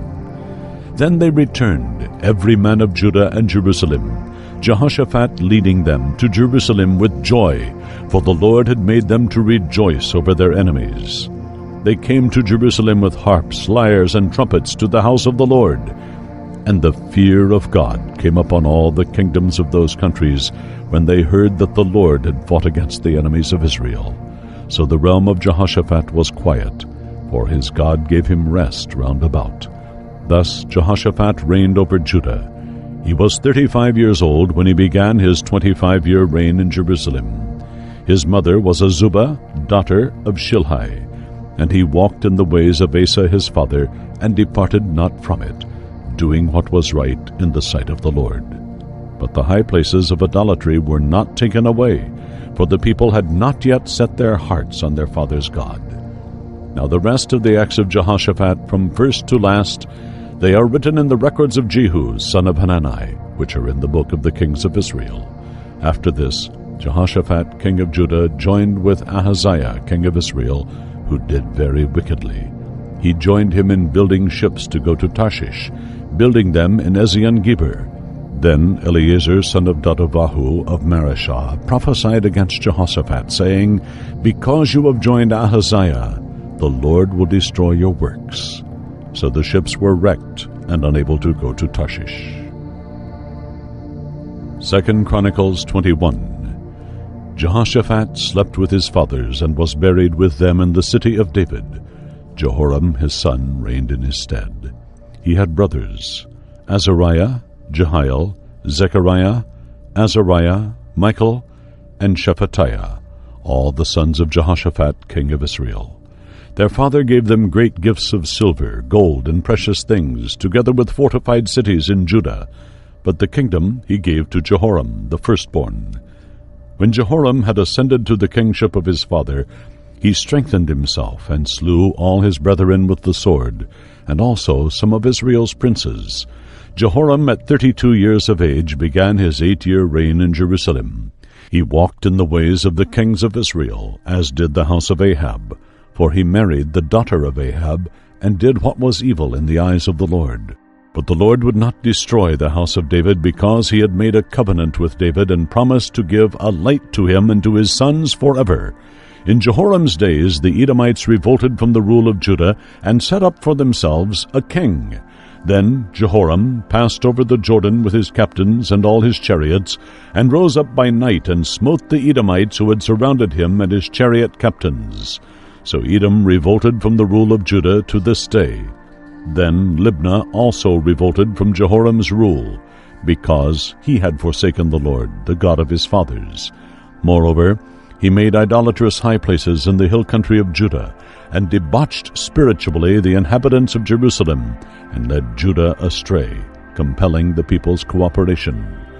And there came a letter to Jehoram from Elijah the prophet, saying, Thus says the Lord, the God of David your forefather, because you have not walked in the ways of Jehoshaphat your father, nor in the ways of Asa king of Judah, but have walked in the ways of Israel's kings, and made Judah and the inhabitants of Jerusalem play the harlot, like the spiritual harlotry of Ahab's house, and also have slain your brothers of your father's house, who were better than you. Behold, the Lord will smite your people, and your children, your wives, and all your possessions with a great plague. And you yourself shall have a severe illness because of an intestinal disease, until your bowels fall out because of the sickness, day after day.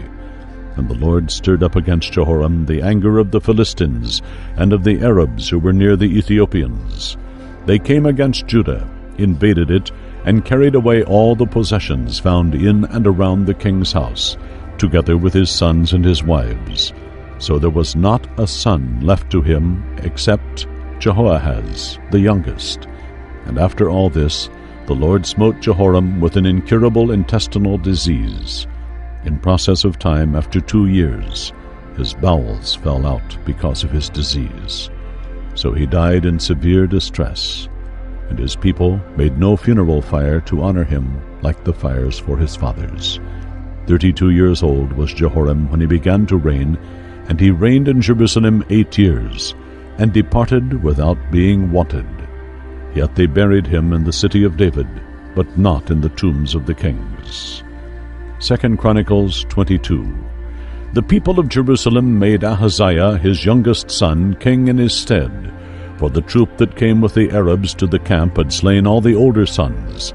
So Ahaziah, son of Jehoram, king of Judah, reigned. 42 years old was Ahaziah when he began his 1-year reign in Jerusalem. His mother was Athaliah, a granddaughter of Omri. He also walked in the ways of the house of Ahab, for his mother was his counselor, to do wickedly. So he did evil in the sight of the Lord, like the house of Ahab, for they were his counselors after his father's death, to his destruction. He followed their counsel, and even went with Joram, son of Ahab, king of Israel, to war against Hazael, king of Syria, at Ramoth-Gilead, and the Syrians wounded Joram. And he returned to be healed in Jezreel of the wounds given him at Ramah, when he fought against Hazael, king of Syria. Azariah, son of Jehoram, king of Judah, went down to see Joram, son of Ahab, in Jezreel, because he was sick. But the destruction of Ahaziah was ordained of God in his coming to visit Joram. For when he got there, he went out with Joram against Jehu, son of Nimshi, whom the Lord had anointed to destroy the house of Ahab. And when Jehu was executing judgment upon the house of Ahab, he met the princes of Judah, and the sons of Ahaziah's slain brothers, who attended Ahaziah, and he slew them. And Jehu sought Ahaziah, who was hiding in Samaria. He was captured, brought to Jehu, and slain. They buried him, for they said, After all, he is the grandson of Jehoshaphat, who sought the Lord with all his heart. So the house of Ahaziah had no one left able to rule the kingdom. But when Athaliah, mother of Ahaziah, saw that her son was dead, she arose and destroyed all the royal family of Judah. But Jehosheba, the daughter of the king, took Joash, infant son of Ahaziah, and stole him away from among the king's sons who were to be slain. And she put him and his nurse in a bedchamber. So Jehosheba, daughter of King Jehoram, sister of Ahaziah, and wife of Jehoiada the priest, hid Joash from his grandmother Athaliah, so that she did not slay him. And Joash was with them hidden in the house of God 6 years, and Athaliah reigned over the land. 2 Chronicles 23. In the 7th year Jehoiada the priest took strength and courage, and made a covenant with the captains of hundreds, Azariah son of Jehoram, Ishmael son of Jehohanan, Azariah son of Obed, Messiah son of Adaiah, and Elishaphat son of Zichri. And they went about in Judah, and gathered the Levites out of all the cities, and the chiefs of the fathers' houses of Israel, and they came to Jerusalem. And all the assembly made a covenant in the house of God with the king, little Joash, to suddenly proclaim his sovereignty and overthrow Athaliah's tyranny.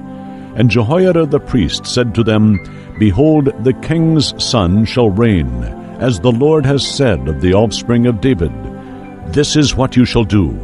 1/3 of you priests and Levites who are resuming service on the Sabbath shall be doorkeepers. A 2nd third shall be at the king's house, and the final third at the foundation gate, and all the people shall be in the courts only of the house of the Lord. But let none come into the main house of the Lord except the priests and those of the Levites who minister. They may go in, for they are holy, but let all the rest of the people carefully observe the law against entering the holy place of the Lord. And the Levites shall surround the young king, every man with his weapons in his hand. And whoever comes into the house, breaking through the ranks of the guard to get near Joash, shall be put to death. But you be with the king when he comes in from the temple chamber where he is hiding, and when he goes out. So the Levites and all Judah did according to all that Jehoiada the priest had commanded, and took every man his men who were to resume duty on the Sabbath, with those who were to go out on the Sabbath. For Jehoiada the priest did not dismiss the divisions of priests and Levites. Also Jehoiada the priest gave the captains of hundreds spears, bucklers, and shields that had been King David's, which were in the house of God. And he set all the people as a guard for the king, every man having his weapon, missile, in his hand, from the right side to the left side of the temple, around the altar and the temple. Then they brought out the king's son, and put the crown on him, and gave him the testimony or law, and made him king. And Jehoiada and his sons anointed him, and said, Long live the king! When Athaliah heard the noise of the people running and praising the king, she went into the Lord's house to the people. And behold, there the king stood by his pillar at the entrance, the captains and the trumpeters beside him, and all the people of the land rejoicing and blowing trumpets, and the singers with musical instruments led in singing of praise. Athaliah rent her clothes and cried, "Treason! Treason!" Then Jehoiada the priest commanded the captains of hundreds who were over the army, "Bring her out between the ranks, and whoever follows her, let him be slain with the sword." For the priest said, "Do not slay her in the Lord's house." So they made way for Athaliah, and she went into the entrance of the horse gate of the king's house. There they slew her. Then Jehoiada made a covenant between himself, all the people, and the king, that they should be the Lord's people. Then all the people went to the house of Baal, tore it down, and broke its altars and its images in pieces, and slew Mattan the priest of Baal before the altars. Also Jehoiada appointed the offices and officers for the care of the house of the Lord under the direction of the Levitical priests, whom David had distributed in his day in the house of the Lord, to offer the burnt offerings of the Lord as written in the law of Moses, with rejoicing and singing, as ordered by David. Jehoiada set the gatekeepers at the gates of the house of the Lord, so that no one should enter who was in any way unclean. And he took the captains of hundreds, and the nobles and governors of the people, and all the people of the land, and brought down the king from the house of the Lord. And they came through the upper gate to the king's house, and set the king upon the throne of the kingdom. So all the people of the land rejoiced, and the city was quiet after Athaliah had been slain with the sword. 2 Chronicles 24. Joash was 7 years old when he began his 40-year reign in Jerusalem. His mother was Zebiah of Beersheba. And Joash did what was right in the sight of the Lord all the days of Jehoiada the priest, his uncle. And Jehoiada took for him 2 wives, and he had sons and daughters. After this, Joash decided to repair the Lord's house. He gathered the priests and the Levites and said to them, "Go out to the cities of Judah, and gather from all Israel money to repair the house of your God from year to year, and see that you hasten the matter." But the Levites did not hasten it. So the king called for Jehoiada the high priest, and said to him, "Why have you not required the Levites to bring in from Judah and Jerusalem the tax authorized by Moses the servant of the Lord, and of the assembly of Israel for the tent of the testimony?" For the sons of Athaliah, that wicked woman, had broken into the house of God, and also had used for the Baals all the dedicated things of the house of the Lord. And at the king's command they made a chest and set it outside the gate of the house of the Lord. And they made a proclamation through Judah and Jerusalem to bring in for the Lord the tax that Moses the servant of God laid upon Israel in the wilderness. And all the princes and people rejoiced and brought their tax, and dropped it into the chest until they had finished. When the Levites brought the chest to the king's office, and whenever they saw that there was much money, the king's secretary and the high priest's officer came and emptied the chest and carried it to its place again. Thus they did day by day, and collected money in abundance. And the king and Jehoiada gave it to those who did the work of the temple service, and they hired masons and carpenters, and also those who worked in iron and bronze to repair the house of the Lord. So the workmen labored, and the work of repairing went forward in their hands. And they set up the house of God according to its design, and strengthened it. When they had finished it, they brought the rest of the money before the king and Jehoiada. From it were made utensils for the Lord's house, vessels for ministering and for offerings, and cups and vessels of gold and silver. And they offered burnt offerings in the house of the Lord continually all the days of Jehoiada. But Jehoiada became old and full of the handicaps of great age, and he died.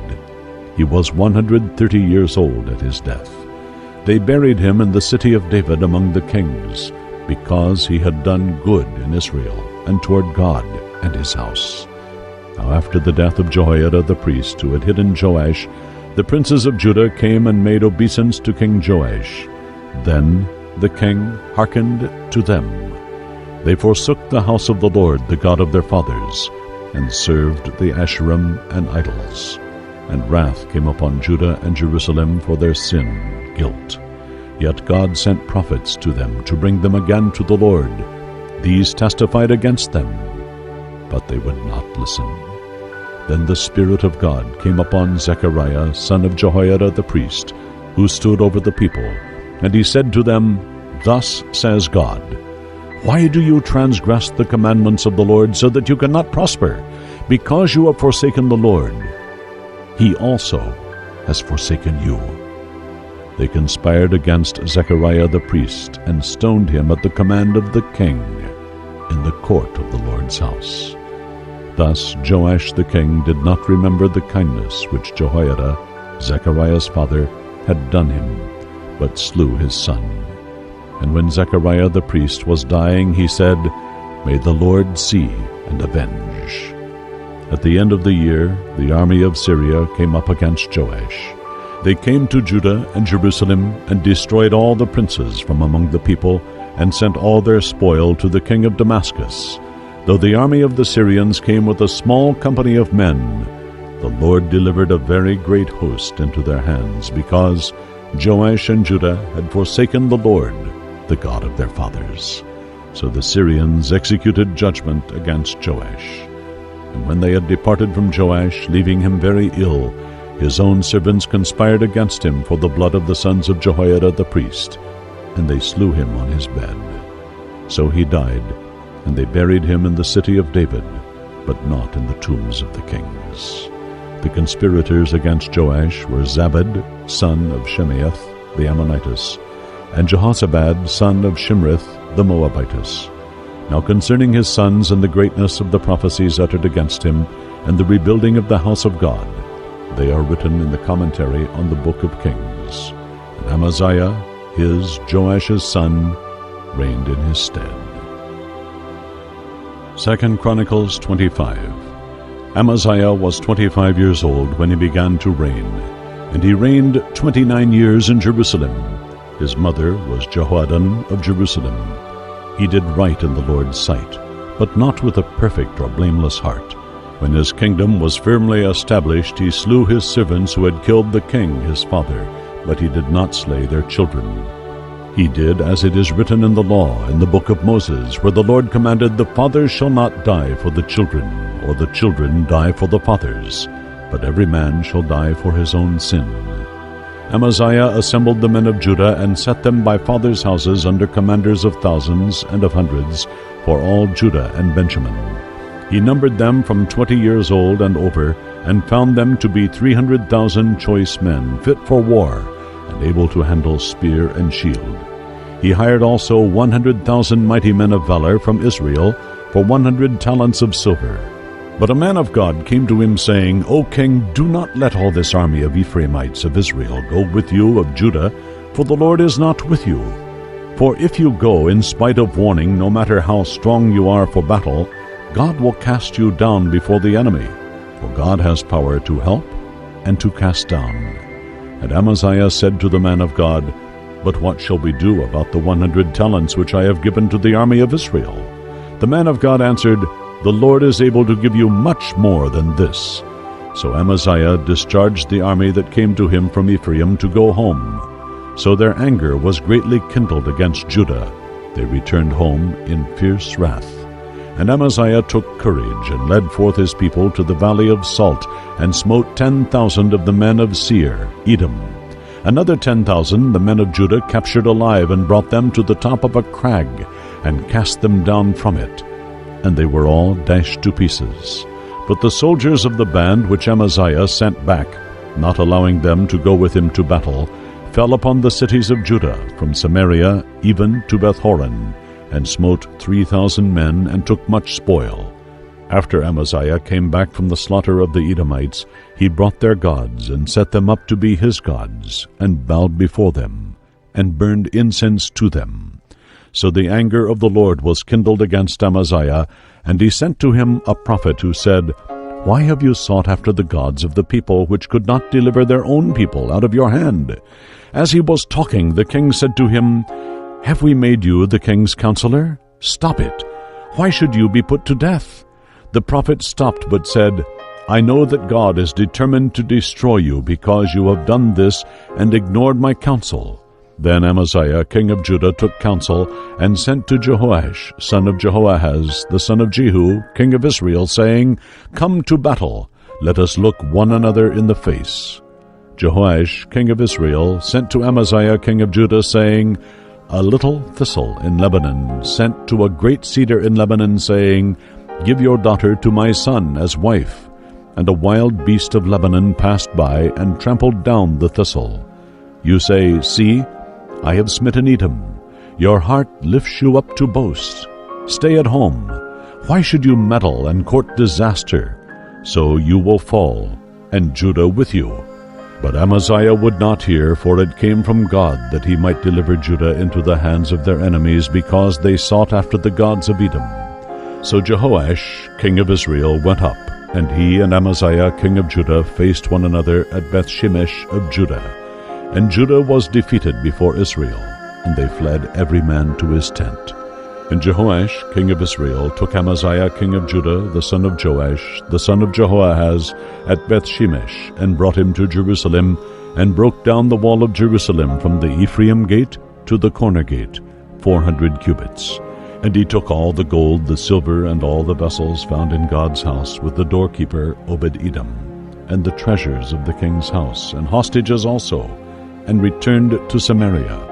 And Amaziah son of Joash king of Judah lived after the death of Jehoash son of Jehoahaz king of Israel 15 years. The rest of the acts of Amaziah, from first to last, are they not written in the book of the kings of Judah and Israel? Now after Amaziah turned away from the Lord, they made a conspiracy against him in Jerusalem, and he fled to Lachish. But they sent to Lachish and slew him there. And they brought him up on horses, and buried him with his fathers in the city of David in Judah. 2 Chronicles 26. Then all the people of Judah took Uzziah, who was 16 years old, and made him king in place of his father Amaziah. He built Eloth, and restored it to Judah after Amaziah slept with his fathers. Uzziah was 16 years old when he began his 52-year reign in Jerusalem. His mother was Jecholiah of Jerusalem. He did right in the Lord's sight, to the extent of all that his father Amaziah had done. He set himself to seek God in the days of Zechariah, who instructed him in the things of God, and as long as he sought, inquired of, yearned for the Lord, God made him prosper. He went out against the Philistines, and broke down the walls of Gath, of Jabneh, and of Ashdod, and built cities near Ashdod and elsewhere among the Philistines. And God helped him against the Philistines and the Arabs who dwelt in Gur-baal and the Munim. The Ammonites paid tribute to Uzziah, and his fame spread abroad even to the border of Egypt, for he became very strong. Also, Uzziah built towers in Jerusalem at the corner gate, the valley gate, and at the angle of the wall, and fortified them. Also he built towers in the wilderness, and hewed out many cisterns, for he had much livestock both in the lowlands and in the tableland. And he had farmers and vine-dressers in the hills and in the fertile fields of Carmel, for he loved farming. And Uzziah had a combat army for waging war by regiments according to the number, as recorded by Jael the secretary, and Messiah the officer, under the direction of Hananiah, one of the king's commanders. The whole number of the heads of fathers' houses of mighty men of valor was 2,600. Under their command was an army of 307,500 who could fight with mighty power to help the king against the enemy. Uzziah prepared for all the army shields, spears, helmets, coats of mail, bows, and stones to sling. In Jerusalem he made machines invented by skillful men to be on the towers and the corner bulwarks, with which to shoot arrows and great stones. And his fame spread far, for he was marvelously helped till he was strong. But when King Uzziah was strong, he became proud to his destruction, and he trespassed against the Lord his God. For he went into the temple of the Lord to burn incense on the altar of incense. And Azariah the priest went in after him, and with him 80 priests of the Lord, men of courage. They opposed King Uzziah, and said to him, It is not for you, Uzziah, to burn incense to the Lord, but for the priests, the sons of Aaron, who are set apart to burn incense. Withdraw from the sanctuary, you have trespassed. and that will not be to your credit and honor before the Lord God." Then Uzziah was enraged, and he had a censer in his hand to burn incense. And while he was enraged with the priests, leprosy broke out on his forehead before the priests in the house of the Lord, beside the incense altar. And as Azariah the chief priest and all the priests looked upon him, behold, he was leprous on his forehead. So they forced him out of there. And he also made haste to get out, because the Lord had smitten him. And King Uzziah was a leper to the day of his death. And, being a leper, he dwelt in a separate house, for he was excluded from the Lord's house. And Jotham his son took charge of the king's household, ruling the people of the land. Now the rest of the acts of Uzziah, from first to last, Isaiah the prophet, the son of Amoz, wrote. So Uzziah slept with his fathers, and they buried him in the burial field of the kings outside the royal tombs, for they said, "He is a leper." Jotham his son reigned in his stead. 2 Chronicles 27. Jotham was 25 years old when he began to reign, and he reigned 16 years in Jerusalem. His mother was Jerusha, daughter of Zadok. He did right in the sight of the Lord to the extent of all that his father Uzziah had done. However, he did not invade the temple of the Lord, but the people still did corruptly. He built the upper gate of the Lord's house and did much building on the wall of Ophel. Moreover, he built cities in the hill country of Judah, and in the forests he built forts and towers.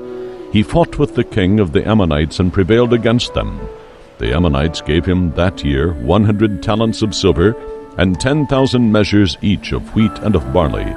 That much the Ammonites paid to him also the second year and third year. So Jotham grew mighty, for he ordered his ways in the sight of the Lord his God. Now the rest of Jotham's acts, and all his wars and his ways, behold, they are written in the book of the kings of Israel and Judah. He was 25 years old when he began to reign, and he reigned 16 years in Jerusalem. And Jotham slept with his fathers, and they buried him in the city of David. Ahaz his son reigned in his stead. 2 Chronicles 28. Ahaz was 20 years old when he began his 16-year reign in Jerusalem. He did not do right in the sight of the Lord, like David his forefather, but he walked in the ways of the kings of Israel, and even made molten images for the Baals. And he burned incense in the valley of Ben-Hinnom, son of Hinnom, and burned his sons as an offering, after the abominable customs of the heathen nations whom the Lord drove out before the Israelites. He sacrificed also and burnt incense in the high places, on the hills, and under every green tree. Therefore the Lord his God gave Ahaz into the power of the king of Syria, who defeated him and carried away a great multitude of the Jews as captives, taking them to Damascus. And he was also delivered into the hands of the king of Israel, who smote Judah with a great slaughter. For Pekah, son of Remaliah, slew in Judah 120,000 in one day, all courageous men, because they had forsaken the Lord, the God of their fathers. And Zichri, a mighty man of Ephraim, slew Maaseiah, King Ahaz's son, and Azrikam, the governor of the house, and Elkanah, who was second to the king. And the Israelites carried away captive 200,000 of their kinsmen of Judah, women, sons, and daughters, and also took much plunder from them and brought it to Samaria. But a prophet of the Lord was there, whose name was Oded, and he went out to meet the army that was returning to Samaria, and said to them, Behold, because the Lord, the God of your fathers, was angry with Judah, he delivered them into your hand. But you have slain them in a fury that reaches up to heaven. And now you intend to suppress the people of Judah and Jerusalem, both men and women, as your slaves. But are not you yourselves guilty of crimes against the Lord your God? Now hear me therefore, and set the prisoners free again, whom you have taken captive of your kinsmen, for the fierce wrath of the Lord is upon you. Then certain of the heads of the Ephraimites, Israel, Azariah son of Johanan, Berechiah son of Meshillemoth, Jehizkiah son of Shallum, and Amasa son of Hadlai, stood up against those returning from the war, and said, You shall not bring the captives in here. We are guilty before the Lord already, and what you intend will add more to our sins and our guilt. For our trespass guilt is great, and there is fierce anger against Israel.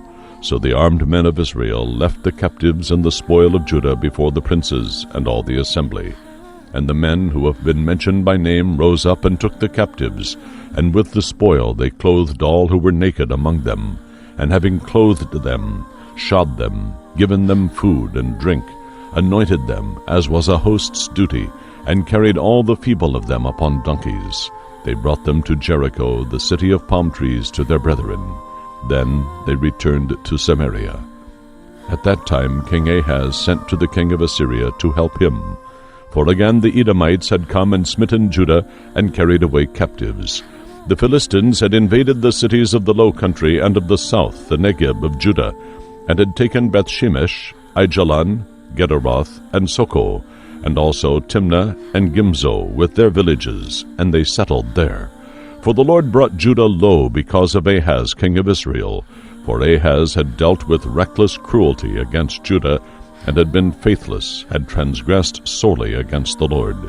So Tilgath-Pilneser king of Assyria came to him and distressed him without strengthening him. For Ahaz took treasure from the house of the Lord, and out of the house of the king, and from the princes, and gave it as tribute to the king of Assyria. But it did not help Ahaz. In the time of his distress he became still more unfaithful to the Lord, this same King Ahaz. For he sacrificed to the gods of Damascus, which had defeated him. For he said, Since the gods of the kings of Syria helped them, I will sacrifice to them that they may help me. But they were the ruin of him and of all Israel. And Ahaz collected the utensils of the house of God, and cut them in pieces. And he shut up the doors of the Lord's temple, the holy place, and the Holy of Holies, and made himself altars in every corner of Jerusalem. In each city of Judah he made high places to burn incense to other gods, provoking to anger the Lord, the God of his fathers. Now the rest of his acts and of all his ways, from first to last, behold, they are written in the book of the kings of Judah and Israel. And Ahaz slept with his fathers, and they buried him in the city, in Jerusalem, but they did not bring him into the tombs of the kings of Israel. And Hezekiah his son reigned in his stead. 2 Chronicles 29. Hezekiah began to reign when he was 25 years old, and he reigned 29 years in Jerusalem. His mother was Abijah, daughter of Zechariah. And he did right in the sight of the Lord, according to all that David his forefather had done. In the first year of his reign, in the first month, he opened the doors of the house of the Lord, which his father had closed, and repaired them. He brought together the priests and Levites in the square on the east, and said to them, Levites, hear me. Now sanctify, purify, and make free from sin yourselves and the house of the Lord, the God of your fathers, and carry out the filth from the holy place. For our fathers have trespassed, and have done what was evil in the sight of the Lord our God, and they have forsaken him, and have turned away their faces from the dwelling place of the Lord, and have turned their backs. Also they have closed the doors of the porch, and put out the lamps, and they have not burned incense or offered burnt offerings in the place holy to the God of Israel. Therefore the wrath of the Lord was upon Judah and Jerusalem, and he has delivered them to be a terror and a cause of trembling, to be an astonishment and a hissing, as you see with your own eyes. For behold, our fathers have fallen by the sword, and our sons, our daughters, and our wives are in captivity for this. Now it is in my heart to make a covenant with the Lord, the God of Israel, that his fierce anger may turn away from us. My sons, do not now be negligent, for the Lord has chosen you to stand in his presence, to serve him, to be his ministers, and to burn incense to him. Then the Levites arose, Mahath, son of Amasai, Joel, son of Azariah, of the sons of the Kohathites. Of the sons of Merari, Kish, son of Abdi, Azariah, son of Jehalalel. Of the Gershonites, Joah, son of Zimmah, and Eden, son of Joah. Of the sons of Elisaphan, Shimri, and Jael. Of the sons of Asaph, Zechariah, and Mattaniah. Of the sons of Heman, Jehiel, and Shimei. And of the sons of Jeduthun, Shemaiah, and Uzziel. They gathered their brethren and sanctified themselves, and went in, as the king had commanded by the words of the Lord, to cleanse the house of the Lord. The priests went into the inner part of the house of the Lord to cleanse it, and brought out all the uncleanness they found in the temple of the Lord into the court of the Lord's house. And the Levites carried it out to the brook Kidron. They began on the 1st day of the 1st month, and on the 8th day they came to the porch of the Lord. Then for 8 days they sanctified the house of the Lord, and on the 16th day they finished. Then they went to King Hezekiah and said, We have cleansed all the house of the Lord, and the altar of burnt offering with all its utensils, and the showbread table with all its utensils. Moreover, all the utensils which King Ahaz in his reign cast away when he was transgressing faithless, we have made ready and sanctified, and behold, they are before the altar of the Lord. Then King Hezekiah rose early and gathered the officials of the city, and went up to the house of the Lord. They brought 7 each of bulls, rams, lambs, and he-goats for a sin offering for the kingdom, the sanctuary, and Judah. He commanded the priests, the sons of Aaron, to offer them on the Lord's altar. So they killed the bulls, and the priests received the blood and dashed it against the altar. Likewise, when they had killed the rams and then the lambs, they dashed the blood against the altar. Then the he-goats for the sin offering were brought before the king and the assembly, and they laid their hands on them. The priests killed them and made a sin offering with their blood upon the altar to make atonement for all Israel. For the king commanded that the burnt offering and sin offering be made for all Israel. Hezekiah stationed the Levites in the Lord's house with cymbals, harps, and lyres, as David his forefather, and Gad the king's seer, and Nathan the prophet had commanded. For the commandment was from the Lord to his prophets. The Levites stood with the instruments of David, and the priests with the trumpets. Hezekiah commanded to offer the burnt offering upon the altar.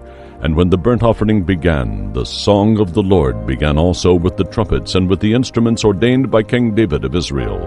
And all the congregation worshipped, the singers sang, and the trumpeters sounded. All this continued until the burnt offering was finished. When they had stopped offering, the king and all present with him bowed themselves and worshipped. Also King Hezekiah and the princes ordered the Levites to sing praises to the Lord with the words of David and of Asaph the seer. And they sang praises with gladness, and bowed themselves and worshipped. Then Hezekiah said, Now you have consecrated yourselves to the Lord. Come near and bring sacrifices and thank offerings into the house of the Lord. And the assembly brought in sacrifices and thank offerings, and as many as were of a willing heart brought burnt offerings. And the number of the burnt offerings which the assembly brought was 70 bulls, 100 rams, and 200 lambs. All these were for a burnt offering to the Lord. And the consecrated things were 600 oxen and 3,000 sheep.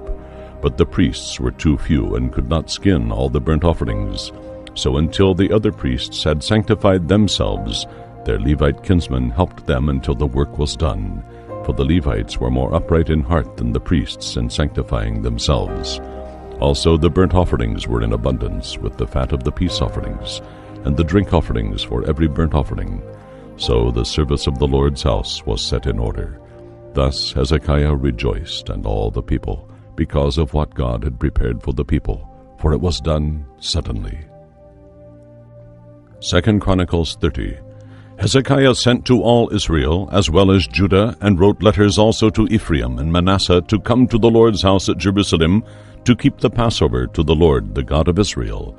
For the king and his princes and all the assembly in Jerusalem took counsel to keep the Passover in the 2nd month.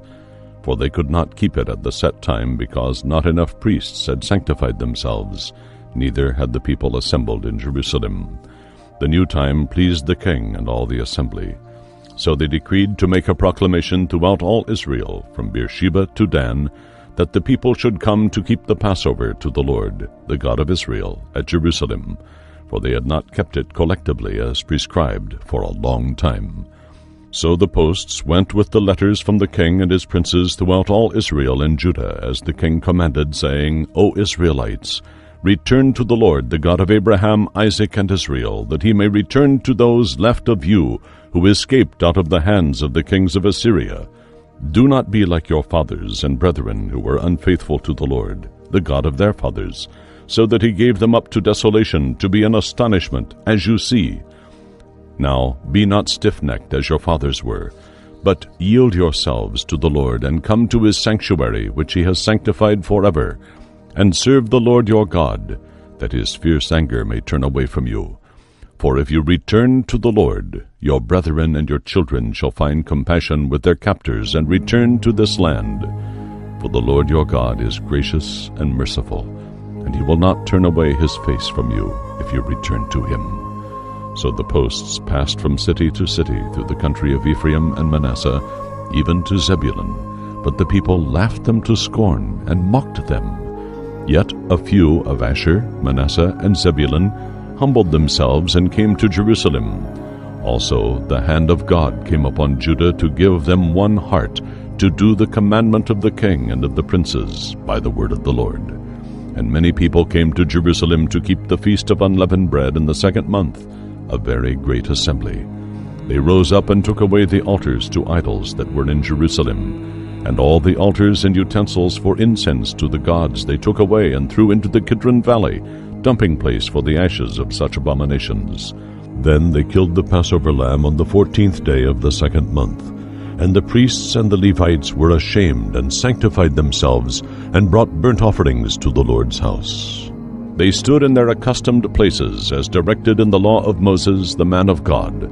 The priests threw against the altar the blood they received from the hand of the Levites, for many were in the assembly who had not sanctified themselves, become clean and free from all sin.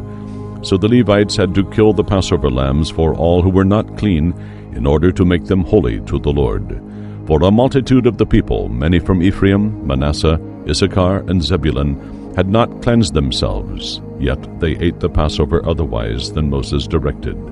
For Hezekiah had prayed for them, saying, "May the good Lord pardon everyone who sets his heart to seek and yearn for God, the Lord, the God of his fathers, even though not complying with the purification regulations of the sanctuary." And the Lord hearkened to Hezekiah and healed the people. And the Israelites who were in Jerusalem kept the feast of unleavened bread for 7 days with great joy.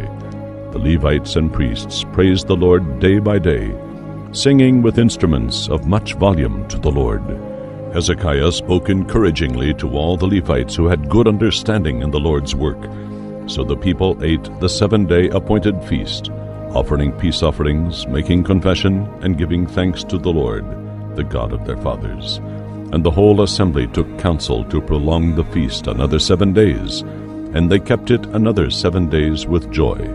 For Hezekiah king of Judah gave to the assembly 1,000 young bulls and 7,000 sheep, and the princes gave 1,000 young bulls and 10,000 sheep, and a great number of priests sanctified themselves for service.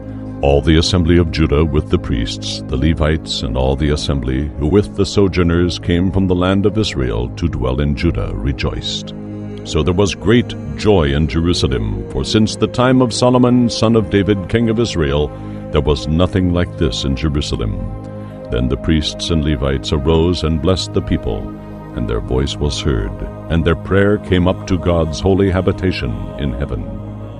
2 Chronicles 31. Now when all this was finished, all Israel present there went out to the cities of Judah, and broke in pieces the pillars or obelisks, cut down the Asherim, and threw down the high places of idolatry, and the altars in all Judah and Benjamin, in Ephraim and Manasseh, until they had utterly destroyed them all. Then all the Israelites returned to their own cities, every man to his possession.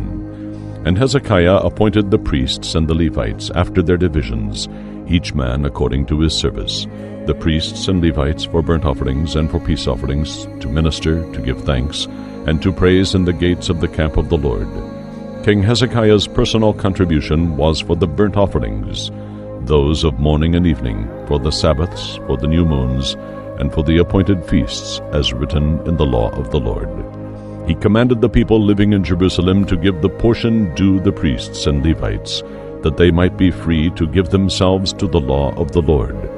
As soon as the command went abroad, the Israelites gave in abundance the firstfruits of grain, vintage fruit, oil, honey, and of all the produce of the field, and they brought in abundantly the tithe of everything. The people of Israel and Judah who lived in Judah's cities also brought the tithe of cattle and sheep and of the dedicated things which were consecrated to the Lord their God, and they laid them in heaps.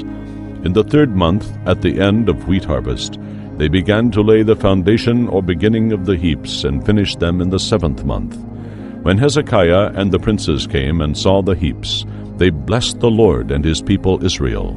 Then Hezekiah questioned the priests and Levites about the heaps. Azariah the high priest of the house of Zadok answered him, "Since the people began to bring the offerings into the Lord's house, we have eaten and have plenty left, for the Lord has blessed his people, and what is left is this great store." Then Hezekiah commanded them to prepare chambers for storage in the house of the Lord, and they prepared them, and brought in the offerings, tithes, and dedicated things faithfully. Conaniah the Levite was in charge of them, and Shimei his brother came next. And Jehiel, Azaziah, Nahath, Asahel, Jeremoth, Jozabad, Eliel, Ismachiah, Mahath, and Benaiah were overseers, directed by Conaniah and Shimei his brother, at the appointment of King Hezekiah, and Azariah the chief officer of the house of God. Korah, son of Imnah the Levite, keeper of the east gate, was over the freewill offerings to God, to apportion the contributions of the Lord and the most holy things.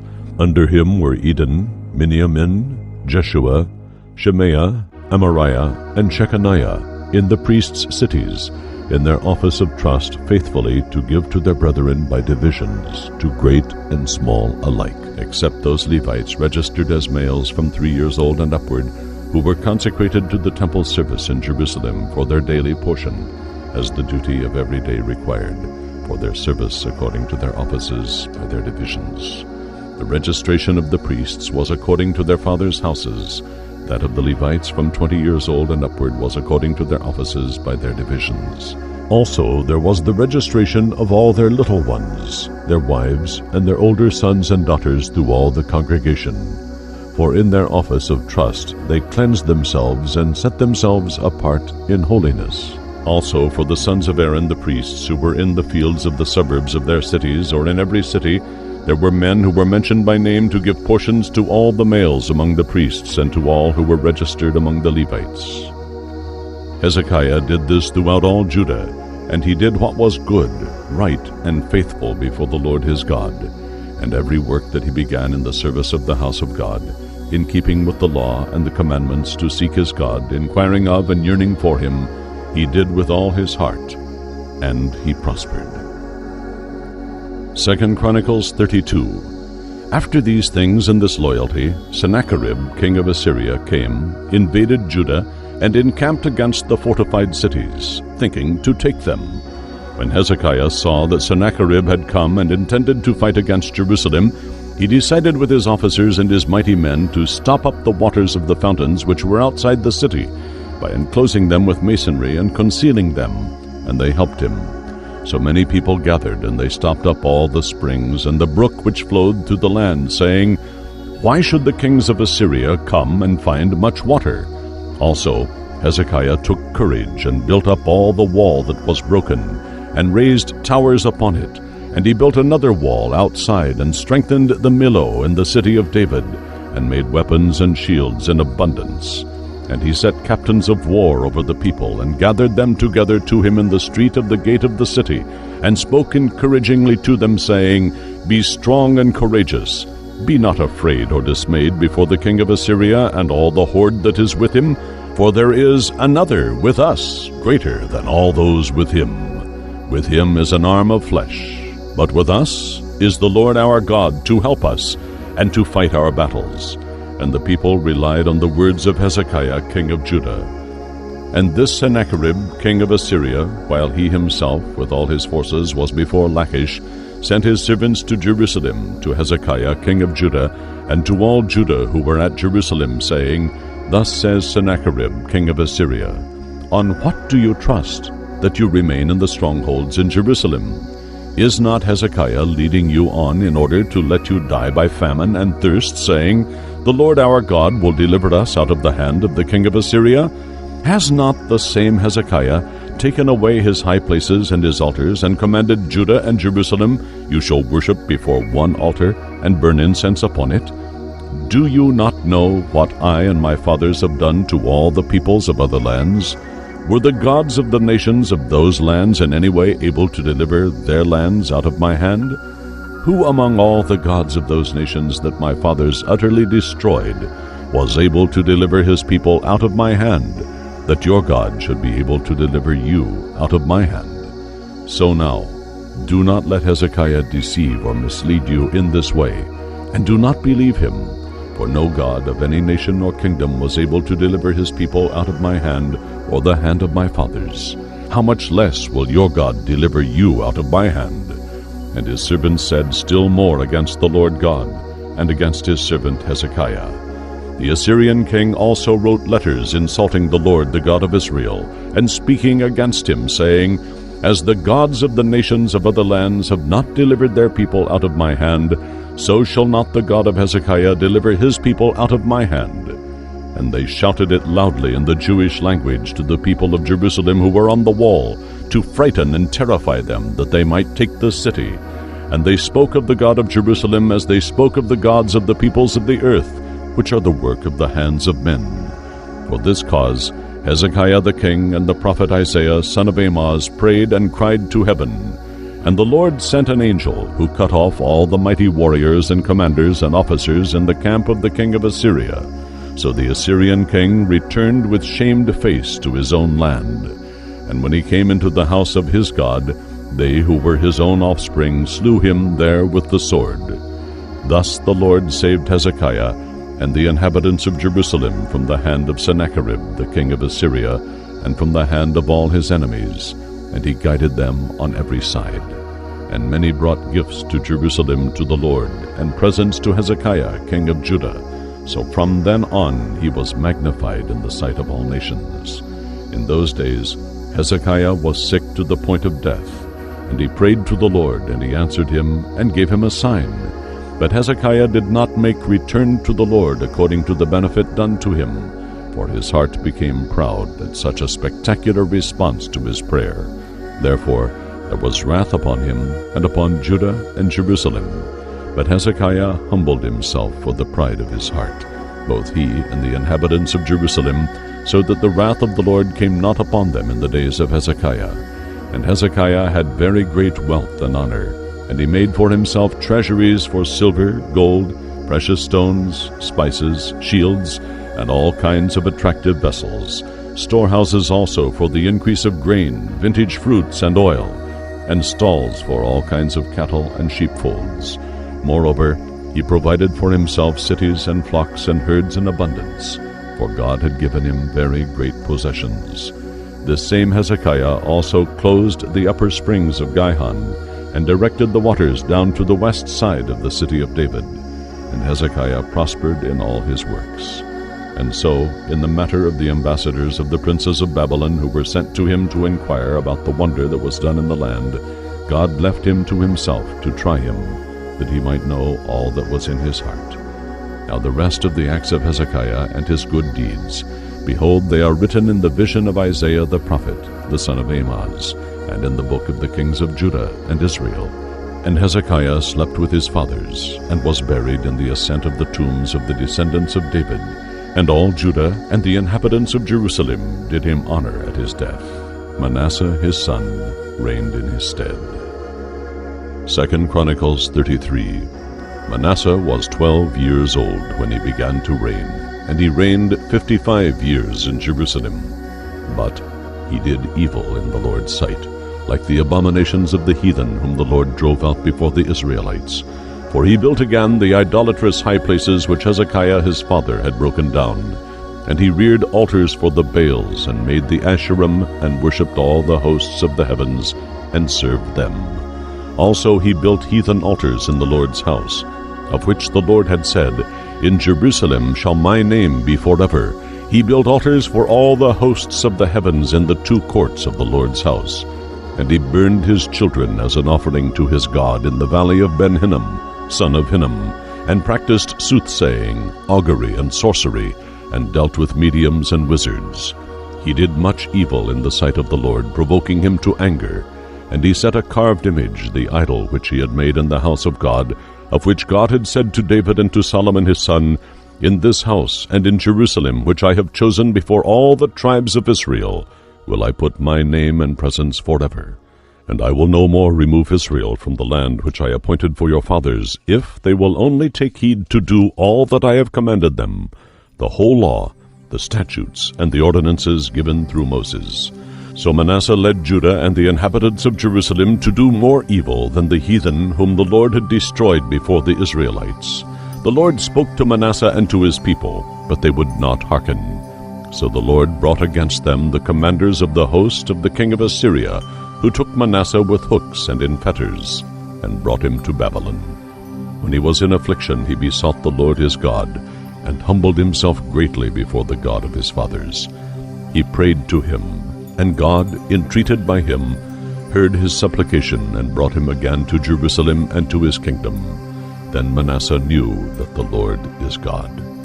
And he built an outer wall to the city of David west of Gihon in the valley, to the entrance of the fish gate, and ran it around Ophel, raising it to a very great height. And he put commanders of the army in all the fortified cities of Judah. And he took away the foreign gods and the idol out of the house of the Lord, and all the altars that he had built on the mount of the house of the Lord and in Jerusalem. And he cast them out of the city. And he restored the Lord's altar, and sacrificed on it offerings of peace and of thanksgiving. And he commanded Judah to serve the Lord, the God of Israel. Yet the people still sacrificed in the high places, but only to the Lord their God. Now the rest of the acts of Manasseh, and his prayer to his God, and the words of the seers who spoke to him in the name of the Lord, the God of Israel, behold, they are written in the book of the kings of Israel, his prayer, and how God heard him, and all his sins and unfaithfulness, and the sites on which he built high places, and set up the Asherim and graven images, before he humbled himself. Behold, they are written in the Chronicles of the seers. So Manasseh slept with his fathers, and they buried him in his own house garden. And Amon his son reigned in his stead. Amon was 22 years old when he began his 2-year reign in Jerusalem. But he did evil in the sight of the Lord, as did Manasseh his father. For Amon sacrificed to all the images which Manasseh his father had made, and served them. And he did not humble himself before the Lord, as Manasseh his father finally did. But Amon trespassed, and became more and more guilty. And his servants conspired against him, and killed him in his own house. But the people of the land slew all those who had conspired against King Amon, and they made Josiah his son king in his stead. 2 Chronicles 34.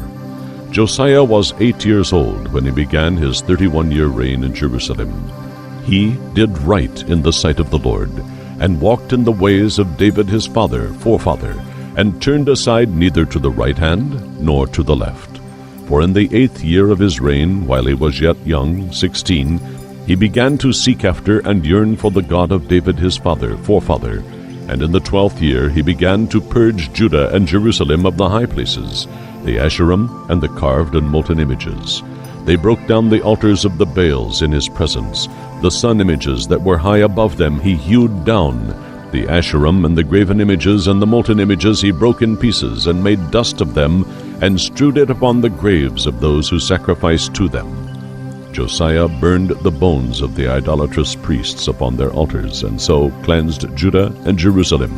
So he did in the cities of Manasseh, Ephraim, and Simeon, even to Naphtali, in their ruins round about with their axes. He broke down the altars and the Asherim, and beat the graven images into powder, and hewed down all the sun images throughout all the land of Israel. Then he returned to Jerusalem.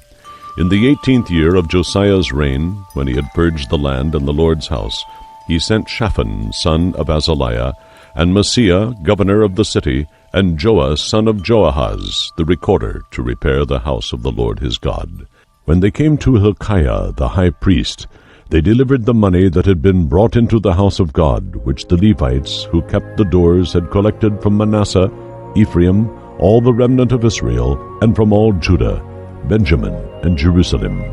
They delivered it to the workmen who had oversight of the Lord's house, who gave it to repair and restore the temple, to the carpenters and builders to buy hewn stone and timber for couplings and beams for the houses, which the kings of Judah had destroyed by neglect. The men did the work faithfully. Their overseers were Jahath and Obadiah, Levites of the sons of Merari, and Zechariah and Meshullam of the sons of the Kohathites, The Levites, all who were skillful with instruments of music, also had oversight of the burden-bearers and all who did work in any kind of service, and some of the Levites were scribes, officials, and gatekeepers. When they were bringing out the money that was brought into the house of the Lord, Hilkiah the priest found the book of the law of the Lord given by Moses. Hilkiah told Shaphan the scribe, "I have found the book of the law in the Lord's house." And he gave the book to Shaphan. Shaphan took the book to King Josiah, but first reported to him all that was committed to your servants they are doing. They have emptied out the money that was found in the house of the Lord, and have delivered it into the hand of the overseers and the workmen. Then Shaphan the scribe said to the king, "Hilkiah the priest has given me a book." And Shaphan read it before the king. When King Josiah had heard the words of the Lord, he rent his clothes. And the king commanded Hilkiah, Ahikam son of Shaphan, Abdon son of Micah, Shaphan the scribe, and Asaiah a servant of the king, saying, "Go inquire of the Lord for me and for those who are left in Israel and in Judah about the words of the book that is found. For great is the Lord's wrath that is poured out on us, because our fathers have not kept the word of the Lord, to do according to all that is written in this book."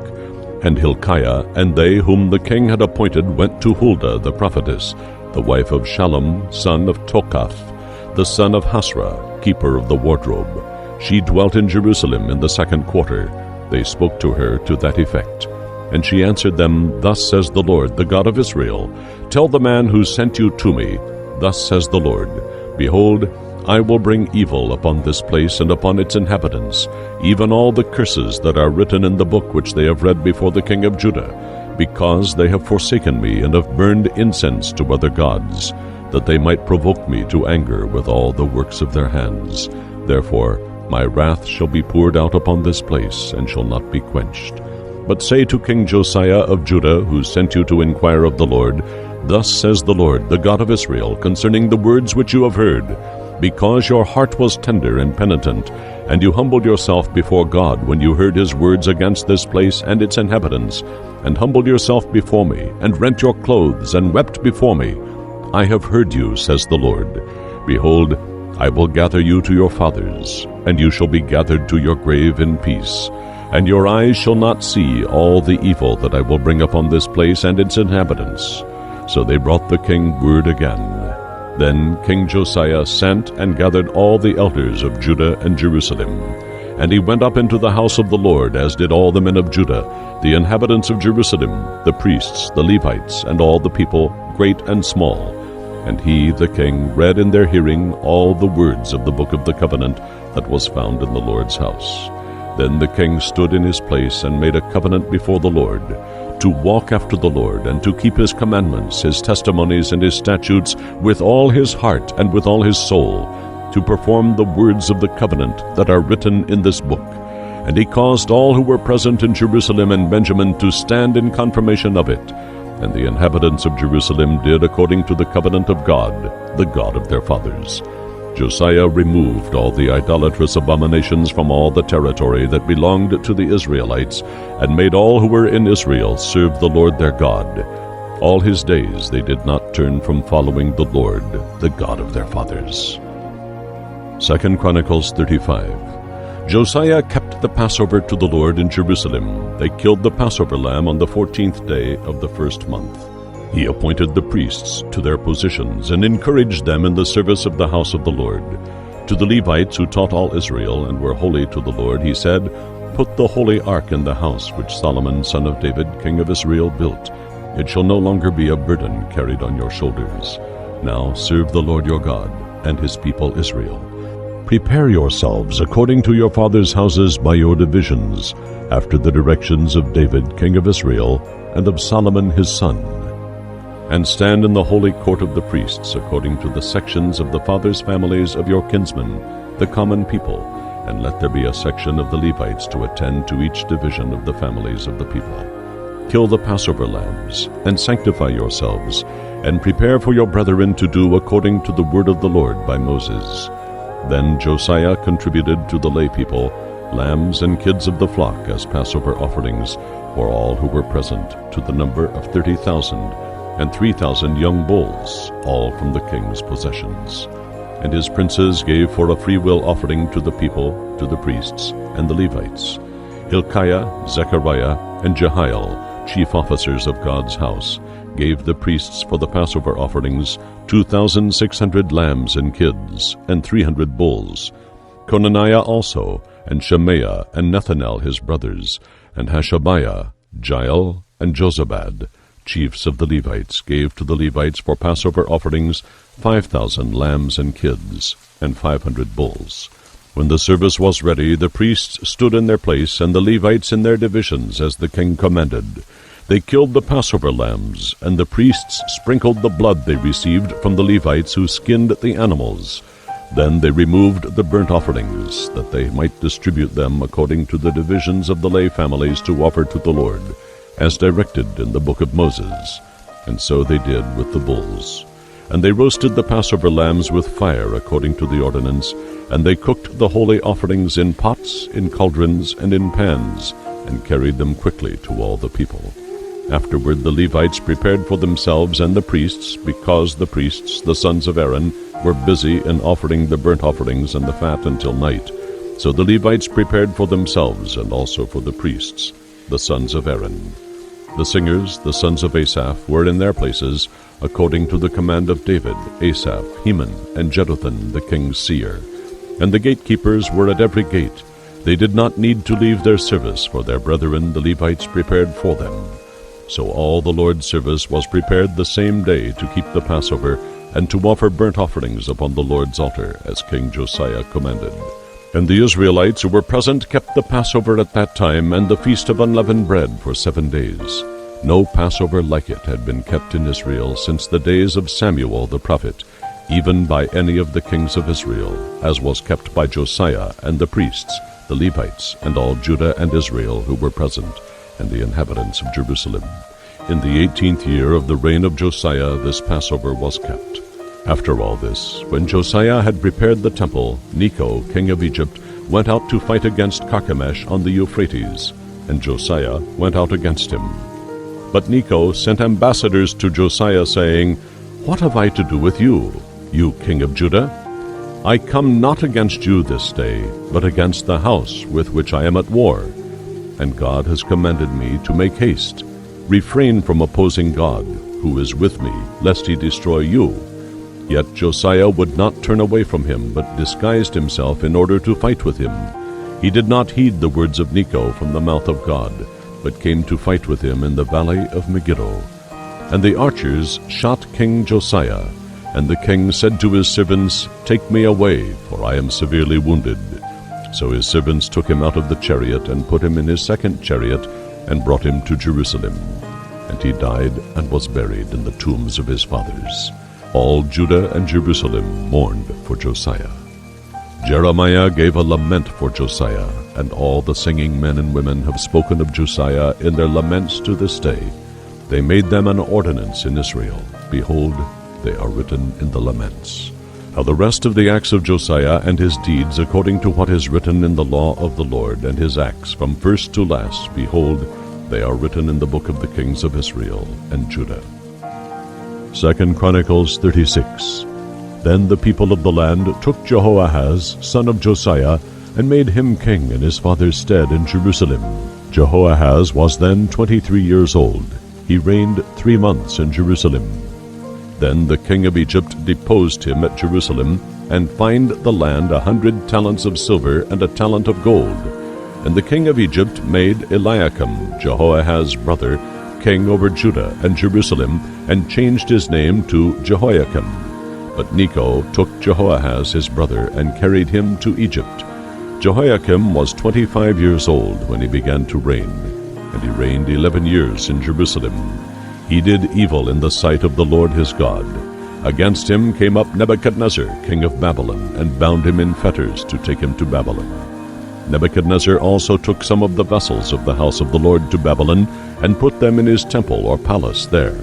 Now the rest of the acts of Jehoiakim, and the abominations which he did, and what was found against him, behold, they are written in the book of the kings of Israel and Judah. And Jehoiakim his son reigned in his stead. Jehoiakim was 18 years old then. He reigned 3 months and 10 days in Jerusalem. he did evil in the Lord's sight. In the spring, King Nebuchadnezzar sent and brought him to Babylon with the precious vessels of the house of the Lord, and made Zedekiah the boy's brother king over Judah and Jerusalem. Zedekiah was 21 years old when he became king, and he reigned 11 years in Jerusalem. He did evil in the sight of the Lord his God, and did not humble himself before Jeremiah the prophet, who spoke at the dictation of the Lord. He also rebelled against King Nebuchadnezzar, who made him swear by God. He stiffened his neck and hardened his heart against turning to the Lord, the God of Israel. Also, all the chiefs of the priests and the people trespassed greatly in accord with all the abominations of the heathen, and they polluted the house of the Lord which he had hallowed in Jerusalem. And the Lord, the God of their fathers, sent to them persistently by his messengers, because he had compassion on his people and on his dwelling place. But they kept mocking the messengers of God, and despising his words, and scoffing at his prophets, till the wrath of the Lord rose against his people, till there was no remedy or healing. Therefore he brought against them the king of the Chaldeans, who slew their young men with the sword in the house of their sanctuary, and had no compassion on young man or virgin, old man or hoary-headed. He gave them all into his hand. And all the vessels of the house of God, great and small, and the treasures of the Lord's house, of the king and of his princes, all these he brought to Babylon. And they burned God's house, and broke down Jerusalem's wall, and burned all its palaces with fire, and destroyed all its choice vessels. Those who had escaped from the sword he took away to Babylon, where they were servants to him and his sons, until the kingdom of Persia was established there, to fulfill the Lord's word by Jeremiah, till the land had enjoyed its Sabbaths. For as long as it lay desolate, it kept Sabbath to fulfill 70 years. Now in the first year of Cyrus, king of Persia, that the word of the Lord by the mouth of Jeremiah might be accomplished, the Lord stirred up the spirit of Cyrus, king of Persia, so that he made a proclamation throughout all his kingdom, and also put it in writing.